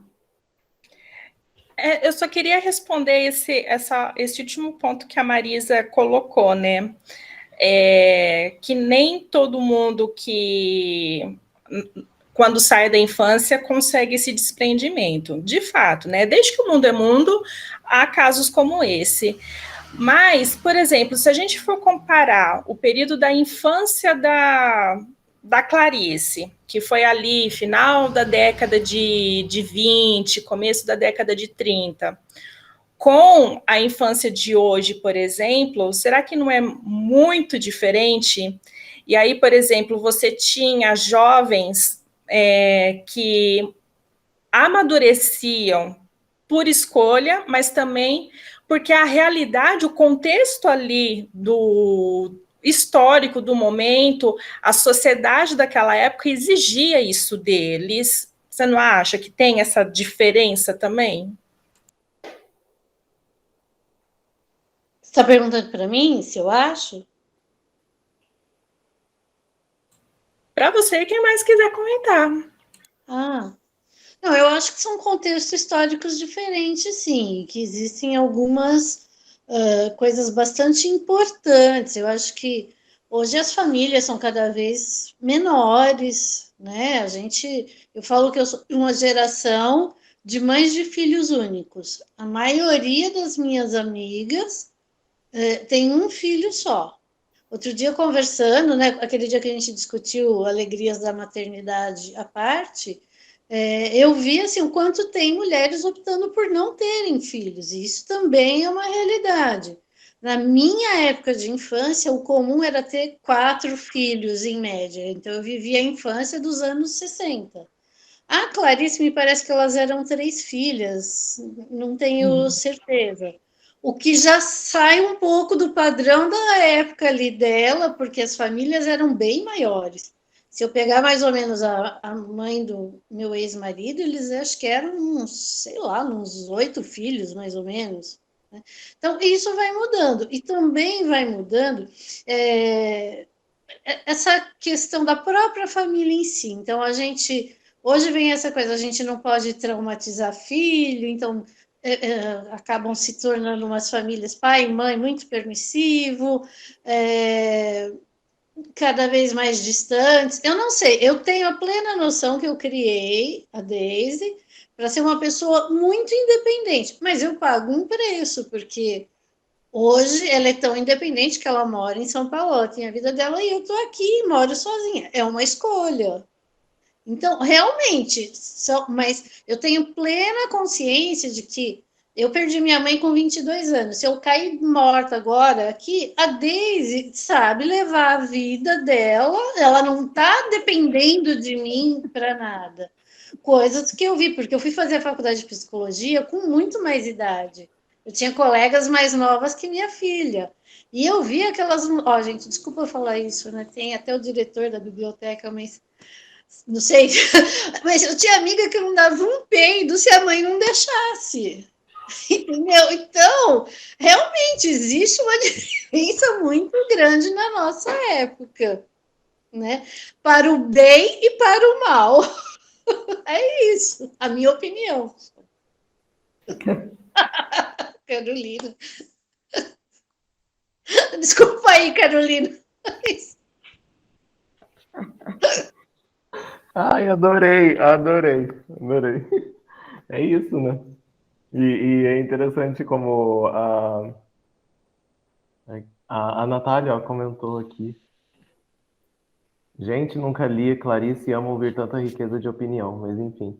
Eu acho que a tentação está no de se pertencer a si mesmo, e a esperança dela é de chegar nisso quando ela for adulta e tiver alguma autonomia. Ela, como humana, sentiu a tentação, refletiu sobre isso e acha que o cachorro só foi parte da projeção dessa reflexão e desse sentimento. Perfeito, concordo. Perfeito. Concordo com a Natália, era até que eu queria comentar, que eu vejo a tentação, acho que mais ou menos nesse sentido, né? Bom, houve uma identificação ali, né, do cachorro também ser vermelho, né, ser ruivo, ter o pelo vermelho, aquela coisa. Só que o cachorro, assim, estava tão mais pleno, né, tão mais dentro dele, tão mais completo, mais centrado, que eu acho que eu, no lugar dela, sentiria essa tentação de ser como ele, né? Ó, eu sou isso aqui, tô seguindo meu caminhozinho assim, não tô sofrendo, não tô me questionando, não tô me perguntando, né? Eu tô vendo a tentação mais ou menos dessa forma. Olha lá, Deise. Gente, tô tirando isso assim da minha cabeça, tá? Não tem nada no texto que tá comprovando, é só uma interpretação. Mas assim, essa parte do comprometimento dela tem uma parte no comecinho do texto, assim, que fala sobre como... O texto meio que parte de algum lugar do futuro, né? Tá sendo narrado ali no passado. E aí ele fala sobre como ela vai vestir essa diferença dela de uma maneira... eu vou até tentar ler. Peraí, deixa eu achar aqui. Que ela iria erguer de uma forma insolente uma cabeça de mulher, né? E aí eu tenho a impressão... Eu acho que travou, deu pra ouvir enquanto... Ah, tá. Porque eu tô no celular, enfim. Tá dando sim. Eu fiquei com a impressão que o comprometimento dela era com ela mesma, sabe? Ela tinha que passar por isso e por essa questão da própria solidão para que no futuro ela pudesse virar essa mulher que vai erguer a cabeça dela de uma forma independente, enfim. Era esse comprometimento dela com a infância, né? Essa infância tinha que ser dessa forma. Enfim, tirei isso da minha cabeça, tá bom? Meus professores de análise literária que sofram, entendeu? Eles que lutem. Adoro. Mas eu acho legal, só um minuto, Vitor, que, assim, uma coisa que eu acho do texto da Clarice, eu acho que de quase toda a obra, mas principalmente dela, é essa abertura de interpretação, né, Deise? Que é a sua leitura da situação, né? Às vezes outra pessoa vai ler de outra forma, vai interpretar de outra forma. Eu acho que toda obra de arte, ela é aberta para essas variadas leituras, né? E é justamente isso que nós estamos discutindo aqui hoje, né? Vai lá, Vitor. Desculpa, Vitor, eu vou prometer que é a última vez que eu te interrompo. Tem até uma coisa que a gente fala um tanto na faculdade de letras, né? Que é assim, a obra tem o tanto do quanto o escritor faz, mas também tem o tanto também de quem lê, né? É a junção das duas coisas, não é só o que o escritor põe no papel. Então, enfim. Agora vai, Vitor, desculpa. Ainda bem que isso existe, né, Deise? Porque, nossa senhora, se a gente fosse, sei lá, analisar só o que o texto diz por si só, pelo amor de Deus, não dá conta. Esse negócio de texto por si só ficou lá na Rússia, lá nos estruturalistas. Eu fiquei pensando, né? Já que eu vi que a Marisa ela é psicóloga, né? Formada em psicologia, eu fiquei pensando assim, nesse comprometimento da personagem consigo mesma, nessa questão de um processo de individuação. Então, ela tem essa necessidade de se conhecer, aqui trazendo Jung. Então, ela quer conhecer a sua completude.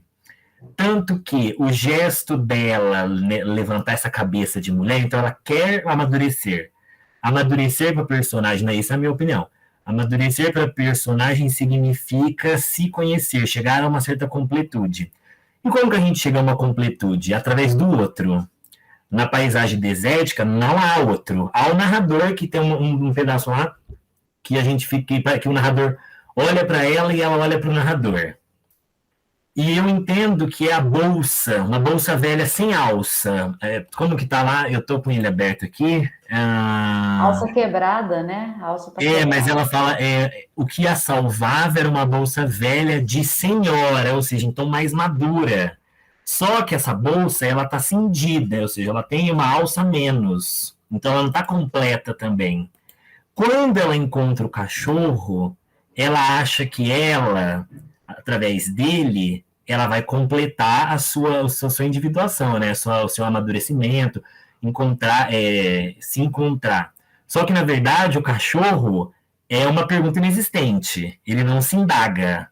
Então, ela olha para ele e ela pergunta por quê. Mas ele não olha para ele e não pergunta por quê. E eu acho que nessa ausência de feedback do cachorro é que ela acaba voltando à estaca zero, que é onde ele não olha para trás, que ela vê que, na realidade, ela continua com essa dúvida e o conto termina aí aberto. Vira até um trauma, né, Vitor? Porque aí vira até um trauma, porque se ela botou as esperanças no cachorro, que, né, vai ser completo, o cachorro segue, mostra a bundinha e vai embora, então talvez ali também vira um outro negócio que volta, né? E ela, né, levando em consideração o título do livro, e até também um traço biográfico, o estrangeiro, né, olha só, ela não busca uma proximidade no outro, num processo de alteridade, ela não busca num outro ser humano, ela busca num animal. Então é num animal e no animal ela não é correspondido. Mas para mim esse final, a Clarice já está trazendo uma coisa que é o que eu acredito, que a gente não acha essa completude. Eu acho que a Clarice deve ter buscado isso a vida inteira, não encontrou, e eu acredito que a gente não acha, a gente vai passar a vida inteira se questionando, a gente vai ter assim momentos em que a gente vai talvez sentir, como que eu vou pôr em palavras, que a gente achou alguma coisa, mas de repente a gente já vai para outra questão, então, ou seja, a gente nunca vai fechar essa questão, né? Então, para mim, é isso que aconteceu no final ali. A menina tentou, né? Mas não deu.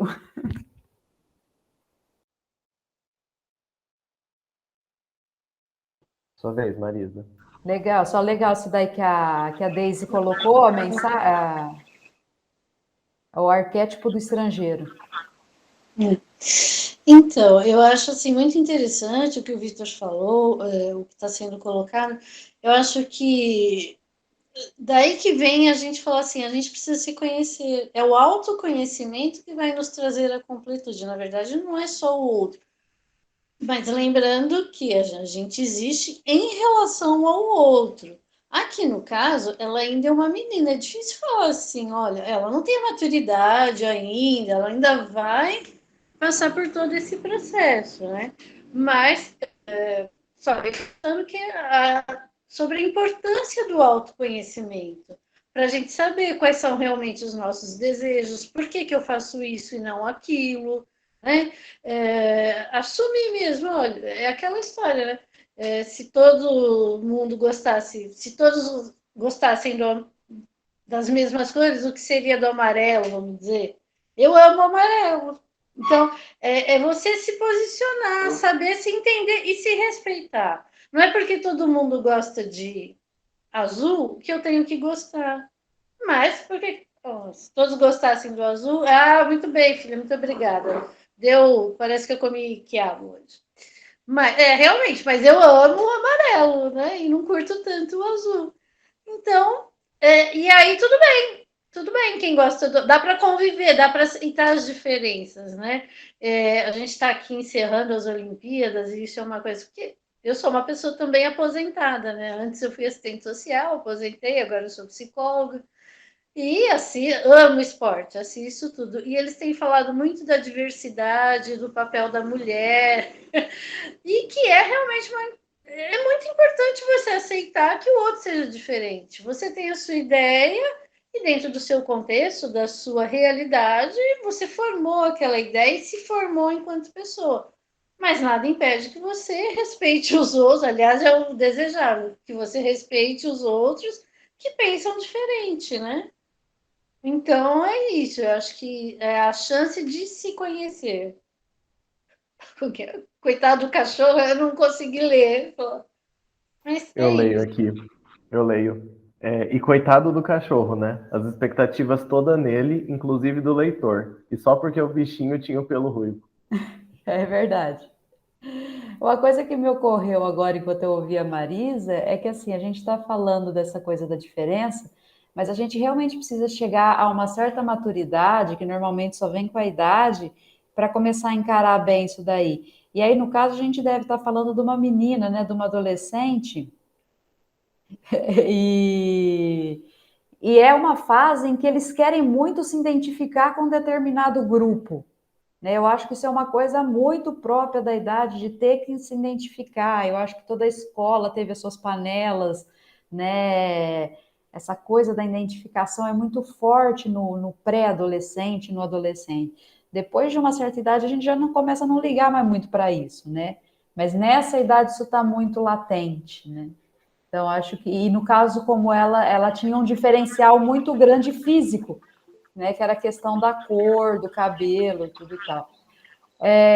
Só antes da Marisa falar, eu vi que a Carolina comentou alguma coisa das carências também. Depois, se você quiser falar a respeito, eu acho um gancho interessante. Pode ir lá, Marisa. Esqueci o que eu ia falar. Era alguma coisa do que você falou. Ah, dos adolescentes. Eles precisam mesmo ter esse momento de grupo e de pertencer a um grupo e ser aceito por um grupo, que é quando ele começa a distanciar da família. Faz parte mesmo do amadurecimento. Isso é uma coisa extremamente importante. Né? Para chegar lá na frente um pouco e falar assim: esse grupo que se dane, porque já não me interessa mais, eu já tenho outros interesses e começa a buscar outras coisas, né? Mas é importante que eles tenham os grupinhos mesmo, e por isso que eles se vestem iguais. Assim como na infância é importante que a criança vista de fadinha, de He-Man, do que ela quiser, porque ela está se identificando ali com um super-herói.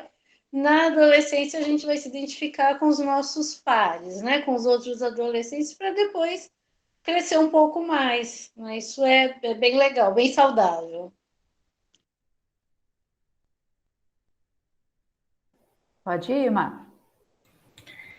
Então, eu concordo com tudo isso, mas eu acho que o que eu acho um pouco preocupante é o seguinte: nós não somos ensinados a nos autoconhecer. A gente meio que toma essa consciência meio que de tanto levar porrada da vida de tudo quanto é lado, né? Até lá, a gente fica, como a Carolina falou, meio que nessa carência. Marjorie, posso só reforçar o que você falou? Uma prática de consultório. Você pergunta assim para o paciente: como que você está se sentindo? Ai, estou com uma dor na mão. As pessoas não sabem falar de sentimento. Então, realmente, não somos incentivados a nos conhecer. Então, assim, além de a gente não ser incentivado, né, a esse autoconhecimento, a gente só vai, muitas vezes, começar a tomar contato com isso já quando a gente está muito maduro e muitas vezes já com muitos problemas, inclusive emocionais, para serem resolvidos. Outra coisa que me preocupa também foi o que você mencionou em relação às Olimpíadas, a diferença, né? Eu também tenho essa sensação de que a gente não por mais que a gente queira acreditar que não, mas eu tenho a sensação que a gente não é criado para respeitar a diferença.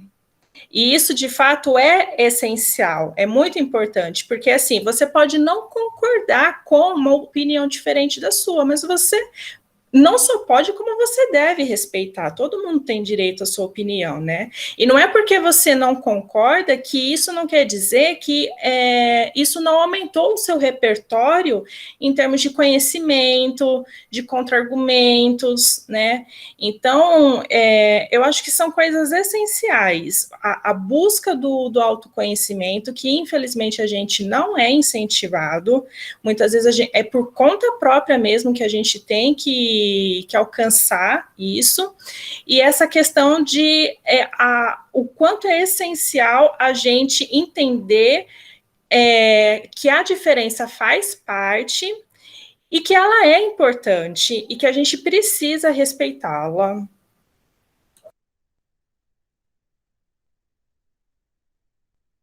Sim, só antes de passar para a Carol, eu acho que uma das coisas que eu comentei com a Donai quando a gente estava discutindo esse conto, né, que vocês estão falando a biblioteca está falando da semana do autocuidado, né? Do cuidado, como que Do é? afeto, Do afeto, afetividade, afetividade, observar. né? Então, uma das coisas que eu acho que esse conto também traz para nós é da gente ter esse cuidado com o outro, que às vezes pode estar ali numa situação acanhada por se sentir diferente, por se sentir excluído. Então, que a gente comece a ter um pouco mais de cuidado, de atenção com essas diferenças, né? Para que o outro não se sinta excluído. Vamos lá, Carol. Oi, gente. Quero dizer que eu voltei para a conversa na hora do pum e fiquei pensando que veio antes dele. E eu preciso muito assistir essa reunião, porque deve ter sido, né, maravilhoso. E assim, participei do começo, tudo mais, né? Eu ouvi a fala do Adonai, quando ele disse que a Ana Letícia leu esse conto para ele, o que ele sentiu. E assim, quando a Ana Letícia leu o conto, me veio que eu passaria horas ouvindo você lendo alguma coisa, porque me trouxe também um sossego, assim, ouvir você lendo. Mas o conto me remeteu muito essa parte de não pertencimento em algum lugar, em algum espaço, e viu em algo, alguma coisa que poderia remeter o pertencimento e talvez até suprir certa carência, né? E tipo, trazendo um pouco assim mais para a realidade, também linkando com a fala do Daniel Munduruku, que o livro dele fala muito disso também, o Krenak fala muito disso, né, das relações que a gente tem com o outro não só pessoa, né, como a relação que a gente também tem com as plantas, com os animais e tudo, e como a gente despeja em cima desse outro, né, coisas que a gente não entende, coisas que a gente tem medo de acessar, coisas que a gente não sente mesmo, né? E pelo atravessamento da vida mesmo, para a gente não ser, talvez, educado a não sentir, talvez educados a essa percepção. E aí me remeteu, tipo, quando você terminou de ler, me falou assim, nossa, eu acho que se essa mulher tivesse gato, ela teria tipo uns 30, saca? A louca dos gatos de tentar, assim, de jogar no animal mesmo uma carência e esperar que ele supra o que está faltando na pessoa, assim, sabe? E foi muito isso que me remeteu aí com a fala da Marisa, que eu concordo bastante também, do que ela falou, da gente não se conhecer, da gente não ter esse contato com o nosso íntimo, né? Como a gente acaba despejando em qualquer pessoa ou em qualquer ser vivo uma carência que nunca será suprida e que a pessoa ou o animal não consegue suprir e a gente todo o tempo força isso, né? Assim, por exemplo, tentar fazer com que o animal seja humanizado e vou pintar unha e vou fazer não sei o quê. Meu bebê, meu não sei, entende? Dessa carência de suprir algo. Eu senti muito na leitura desse conto que é isso, e é muito social, né? É muito real, e me coloco também como essa pessoa ruiva que tem cachorro em casa e chegou, meu bebê, e tento Meu companheiro que fala até que ele, mas que carência é essa? E eu, que carência é essa? Também sei que carência é essa e não acessei essa carência, sabe?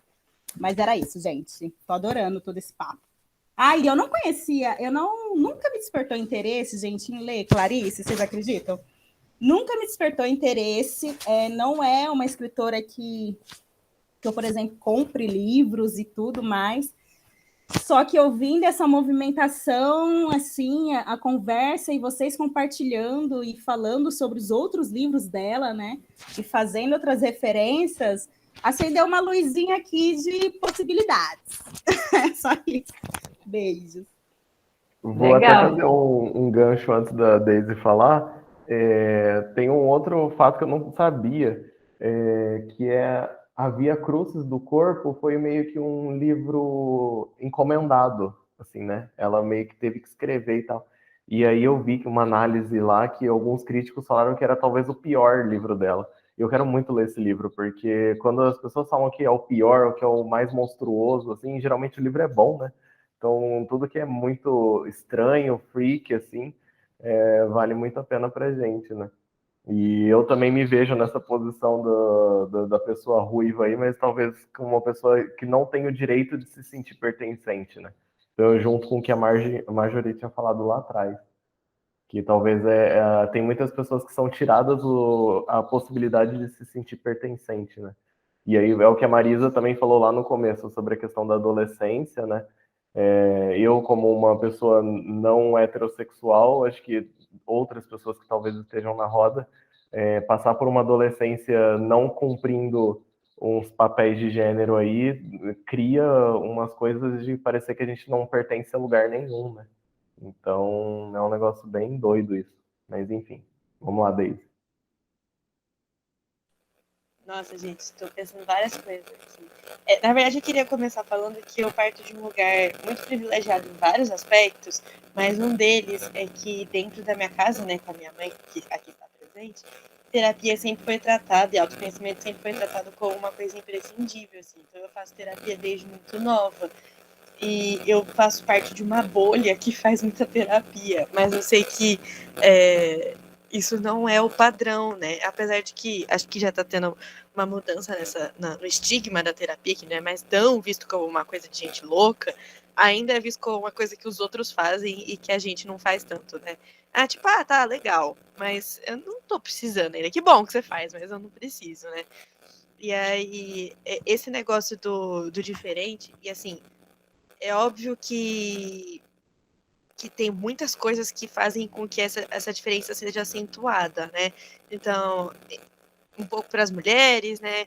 Em relação à sexualidade, pessoas trans, pessoas pretas, indígenas, pessoas com deficiência, todas essas pessoas, essa questão da diferença, ela pega em um outro lugar. Mas, de uma forma geral, uma coisa que eu ando falando bastante na minha terapia, né, é sobre como essa ideia do pertencimento e de que achar que existe um tanto de igual nas pessoas é uma mentira, sabe? É uma falácia. Todo mundo passa por essa crise do pertencimento em algum grau, maiores ou menores, com suas feridas, tá? Não tô...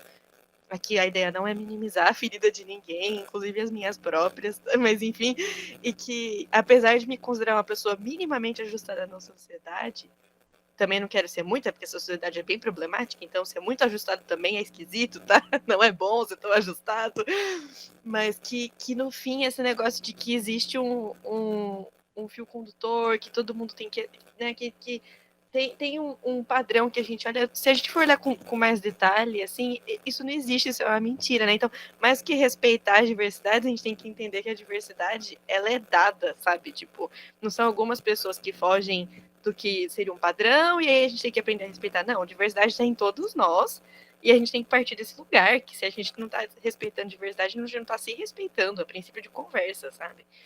E aí tinha alguma outra coisa que a Carol tinha falado, mas eu esqueci, gente. Talvez eu volte daqui 5 minutos. Eu ia falar, mas eu esqueci. Foi alguma coisa que ela falou também que ressoou. Das feridas, eu lembrei. Do negócio da carência, né? Que além da carência com os animais, assim, o quanto que a gente também não espera. Eu acho que de todas as nossas relações, mas mais especificamente das nossas relações amorosas, né? Dos nossos companheiros e companheiras, que eles supram todas as nossas feridas emocionais e todas as nossas carências, né? E aí a gente romantizou isso a tal ponto que a gente acha que, se essa pessoa não tá suprindo, então não é a pessoa. Eu tinha que estar com outra pessoa. Porque essa pessoa não tá suprindo todas as minhas carências. Então, quanto que a gente não joga a responsabilidade, exato, o conceito de alma gêmea, né? Eu quero uma pessoa que não só vai suprir carência, como que vai suprir todas as carências, né? Tudo que eu jogar para ela. Então, o incentivo ao autoconhecimento, como a Margie estava falando, não é feito e tinha que ser, né? Que a gente está adoecendo assim, todos nós e aos outros também nesse processo. Esse português foi todo errado, mas enfim, acho que deu para entender aí.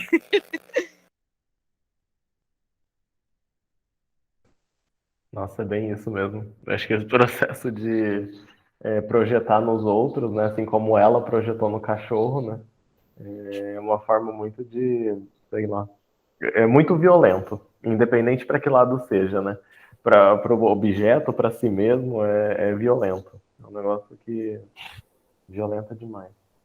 E eu não sei, eu acho que quando eu terminei o conto, né, e que ele termina, né, com uma frase também bem, né, interessante, né?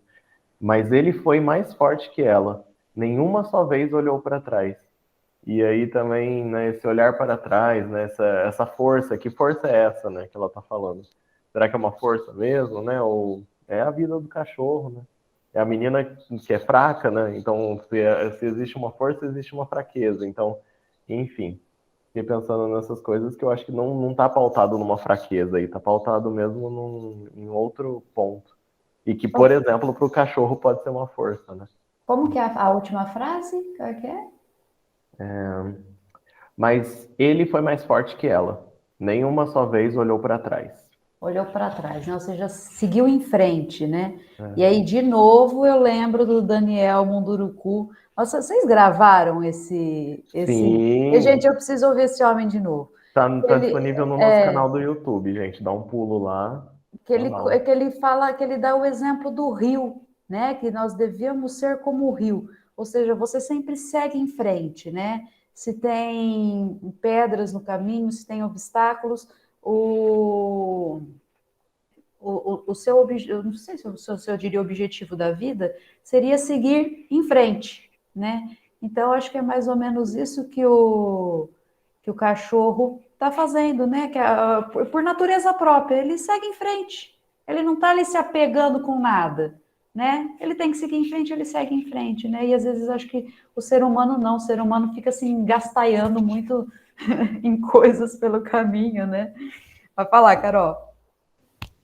Essa frase do Daniel Munduruku também me chocou bastante. Chocou, por exemplo, a palhaça que estava fazendo o flirp, que ela até se perdeu no meio da fala e falou, nossa, sendo rio, sendo água, ai, Daniel, não sei. Mas, assim, como os rios, eles também têm ali seus afluentes e têm suas ramificações, e eles seguem, né, por essas ramificações tranquilamente mesmo, sabe? Entendendo suas margens, entendendo as pedras, mas isso trazendo assim para o real, gente, me parece tão utópico.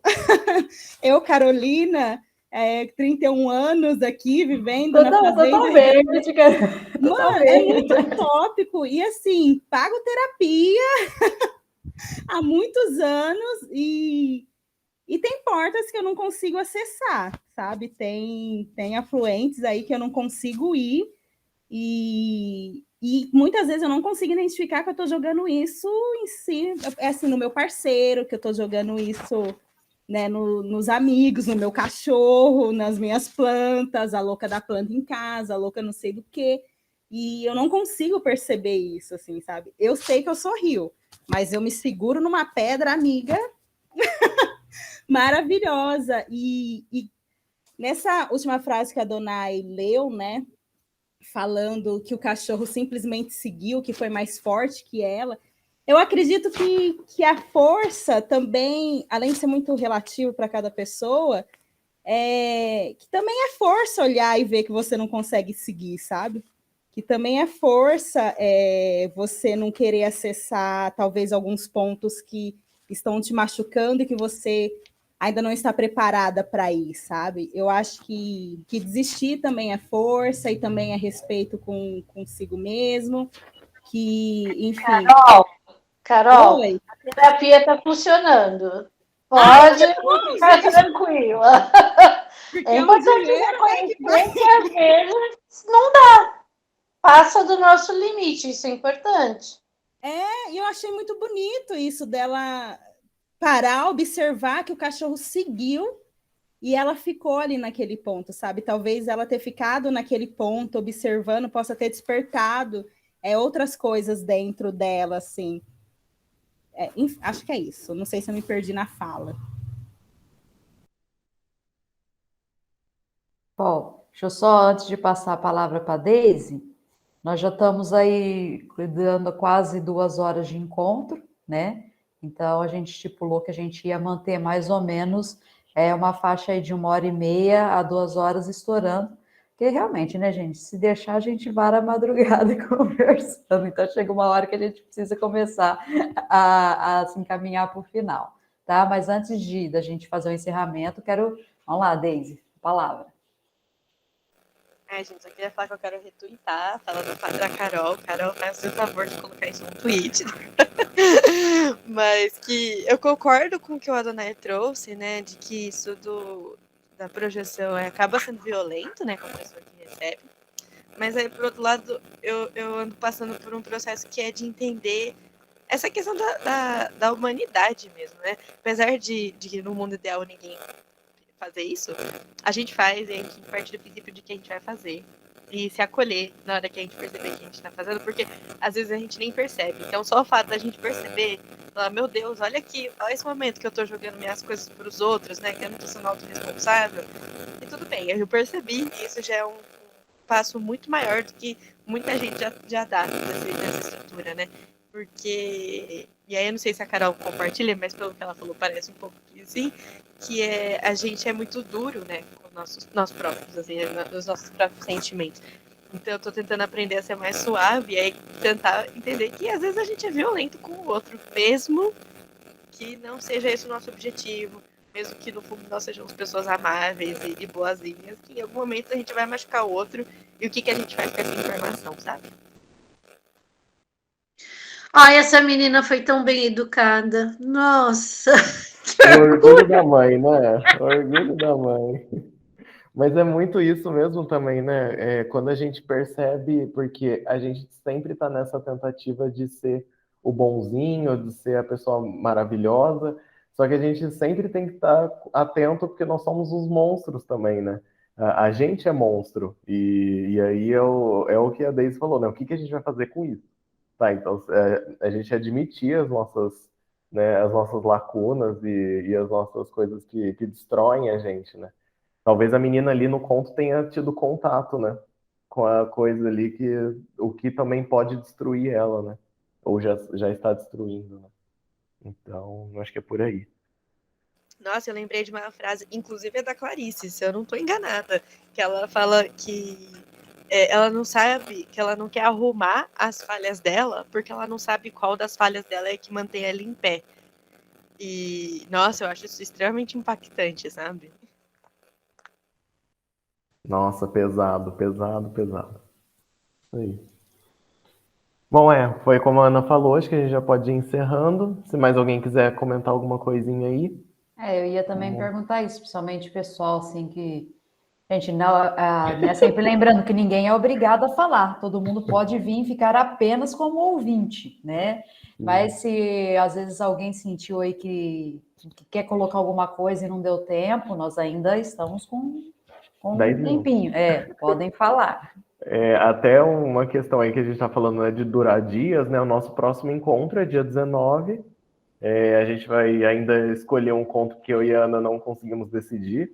Parece que a gente, tá numa guerra aqui, mas a gente vai decidir. Mas brincadeira, porque a gente está vendo algumas potências aqui surgindo e a gente não está dando conta das nossas próprias também. Então, acho que é bem interessante esse processo de escolha.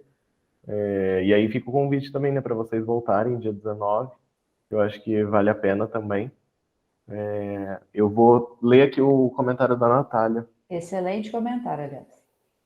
Na minha cultura, somos ensinados a nos encontrar na natureza. Me lembro que qualquer pergunta do tipo existencial que eu fazia à minha avó, matriarca, ela usava a natureza para responder. Nem sempre me convencia, claro, mas estava tudo bem, sabe?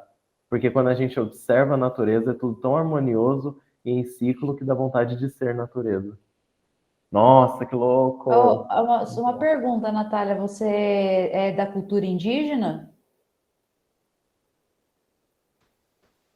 Eu tenho descendência indígena, Munduruku e Jamamadi. Olha, porque isso que você falou, acho que foi exatamente o que o Daniel falou, né? O Daniel Sim, Munduruku, que me identifiquei é muito com tudo que ele diz. E a gente se sente... Eu até me senti parte, assim, do que ele estava dizendo. Muito lindo. essa coisa de buscar na natureza as explicações, né? E aqui, na minha cultura, né, como até ele falou, tudo que a gente aprende, assim, até sobre nós mesmos, vem do mais velho, né? A gente vem sendo ensinado, assim, sobre o que a gente é. Então, acho que a gente, sei lá, a gente já está muito, assim, certo do que a gente quer ser ou o que a gente é naquela hora, a gente não se pergunta muito, sabe?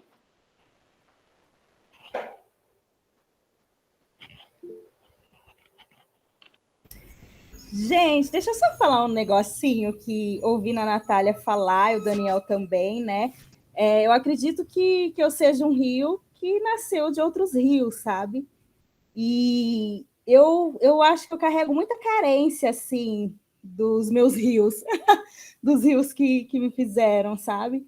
E essa carência que, por esse atravessamento mesmo da vida e tudo mais, a gente vai jogando para frente, né?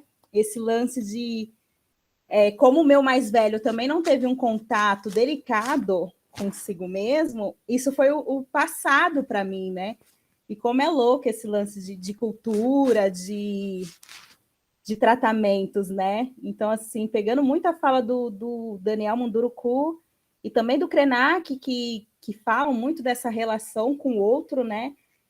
Eu ainda estou identificando o que é a Carolina aqui. Não sei se um dia eu vou chegar na resposta do que é a Carolina.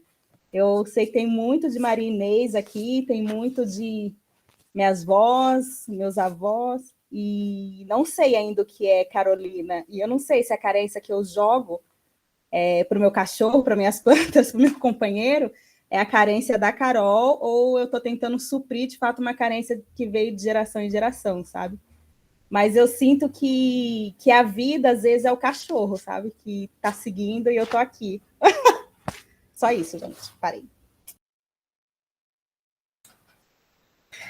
Só para encerrar, eu queria só colocar uma observação com tudo isso que vocês disseram, né? Eu acho que o nosso problema é que a gente setorizou demais as coisas e nós esquecemos que a gente está num todo e todo integrado, e por a gente ter setorizado, ter compartimentado tudo, né, a gente acabou esquecendo, né, o quanto o meio externo nos influencia e a gente influencia o meio externo, né, e é no momento que a gente começa, né, esse exercício do autoconhecimento, por exemplo, até com um simples exercício de meditação, a gente começa a se reconectar, a gente começa a desenvolver novamente essa percepção que, com a evolução aí da cultura, principalmente da cultura ocidental, foi se perdendo.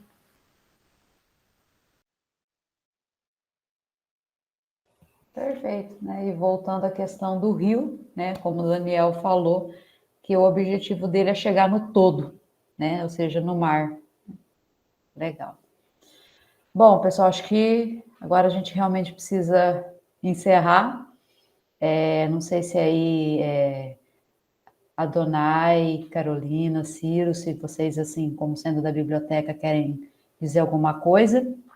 Eu, da minha parte, digo que adorei o encontro, gostei de poder ouvir o que todos vocês tiveram para falar e que a gente consiga fazer mais encontros muito produtivos como o de hoje, tá? Agradeço muito aí a presença e a participação de todos vocês.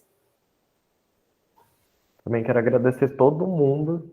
Quem ficou e saiu e depois me mandou mensagem também, que, né, depois eu agradeço as pessoas.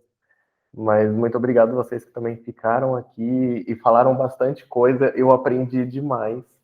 Eu acho que eu estou sempre nessa posição de tentar aprender e sempre tentar escutar o que as pessoas não dizem. E aí eu acho lindo os silêncios. E aí, assim, vocês me encheram de silêncios e aí eu tô aqui mergulhado nas minhas questões. Agradecer demais por isso. Eu acredito muito de uma conversa sempre, nunca de monólogos. Então, muito obrigado mesmo.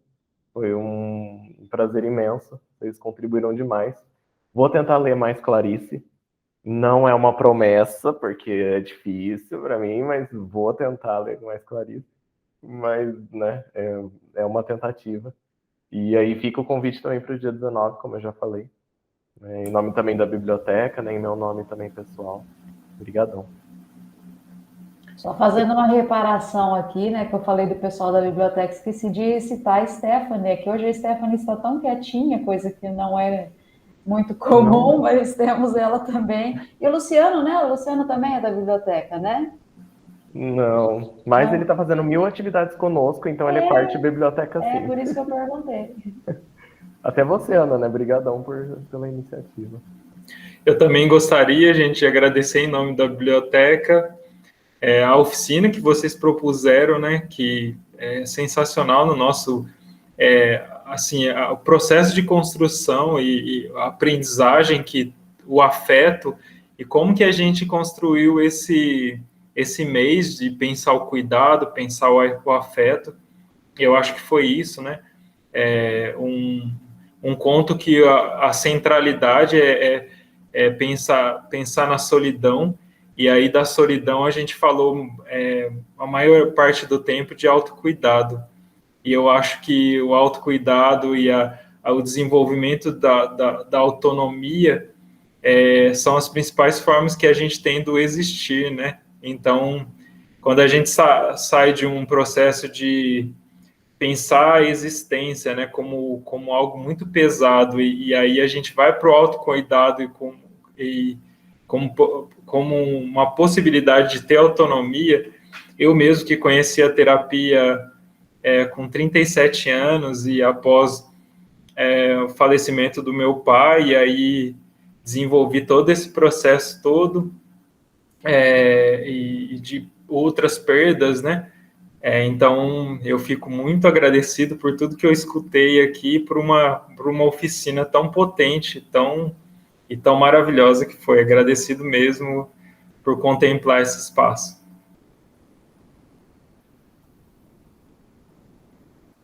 Então é isso, né, gente?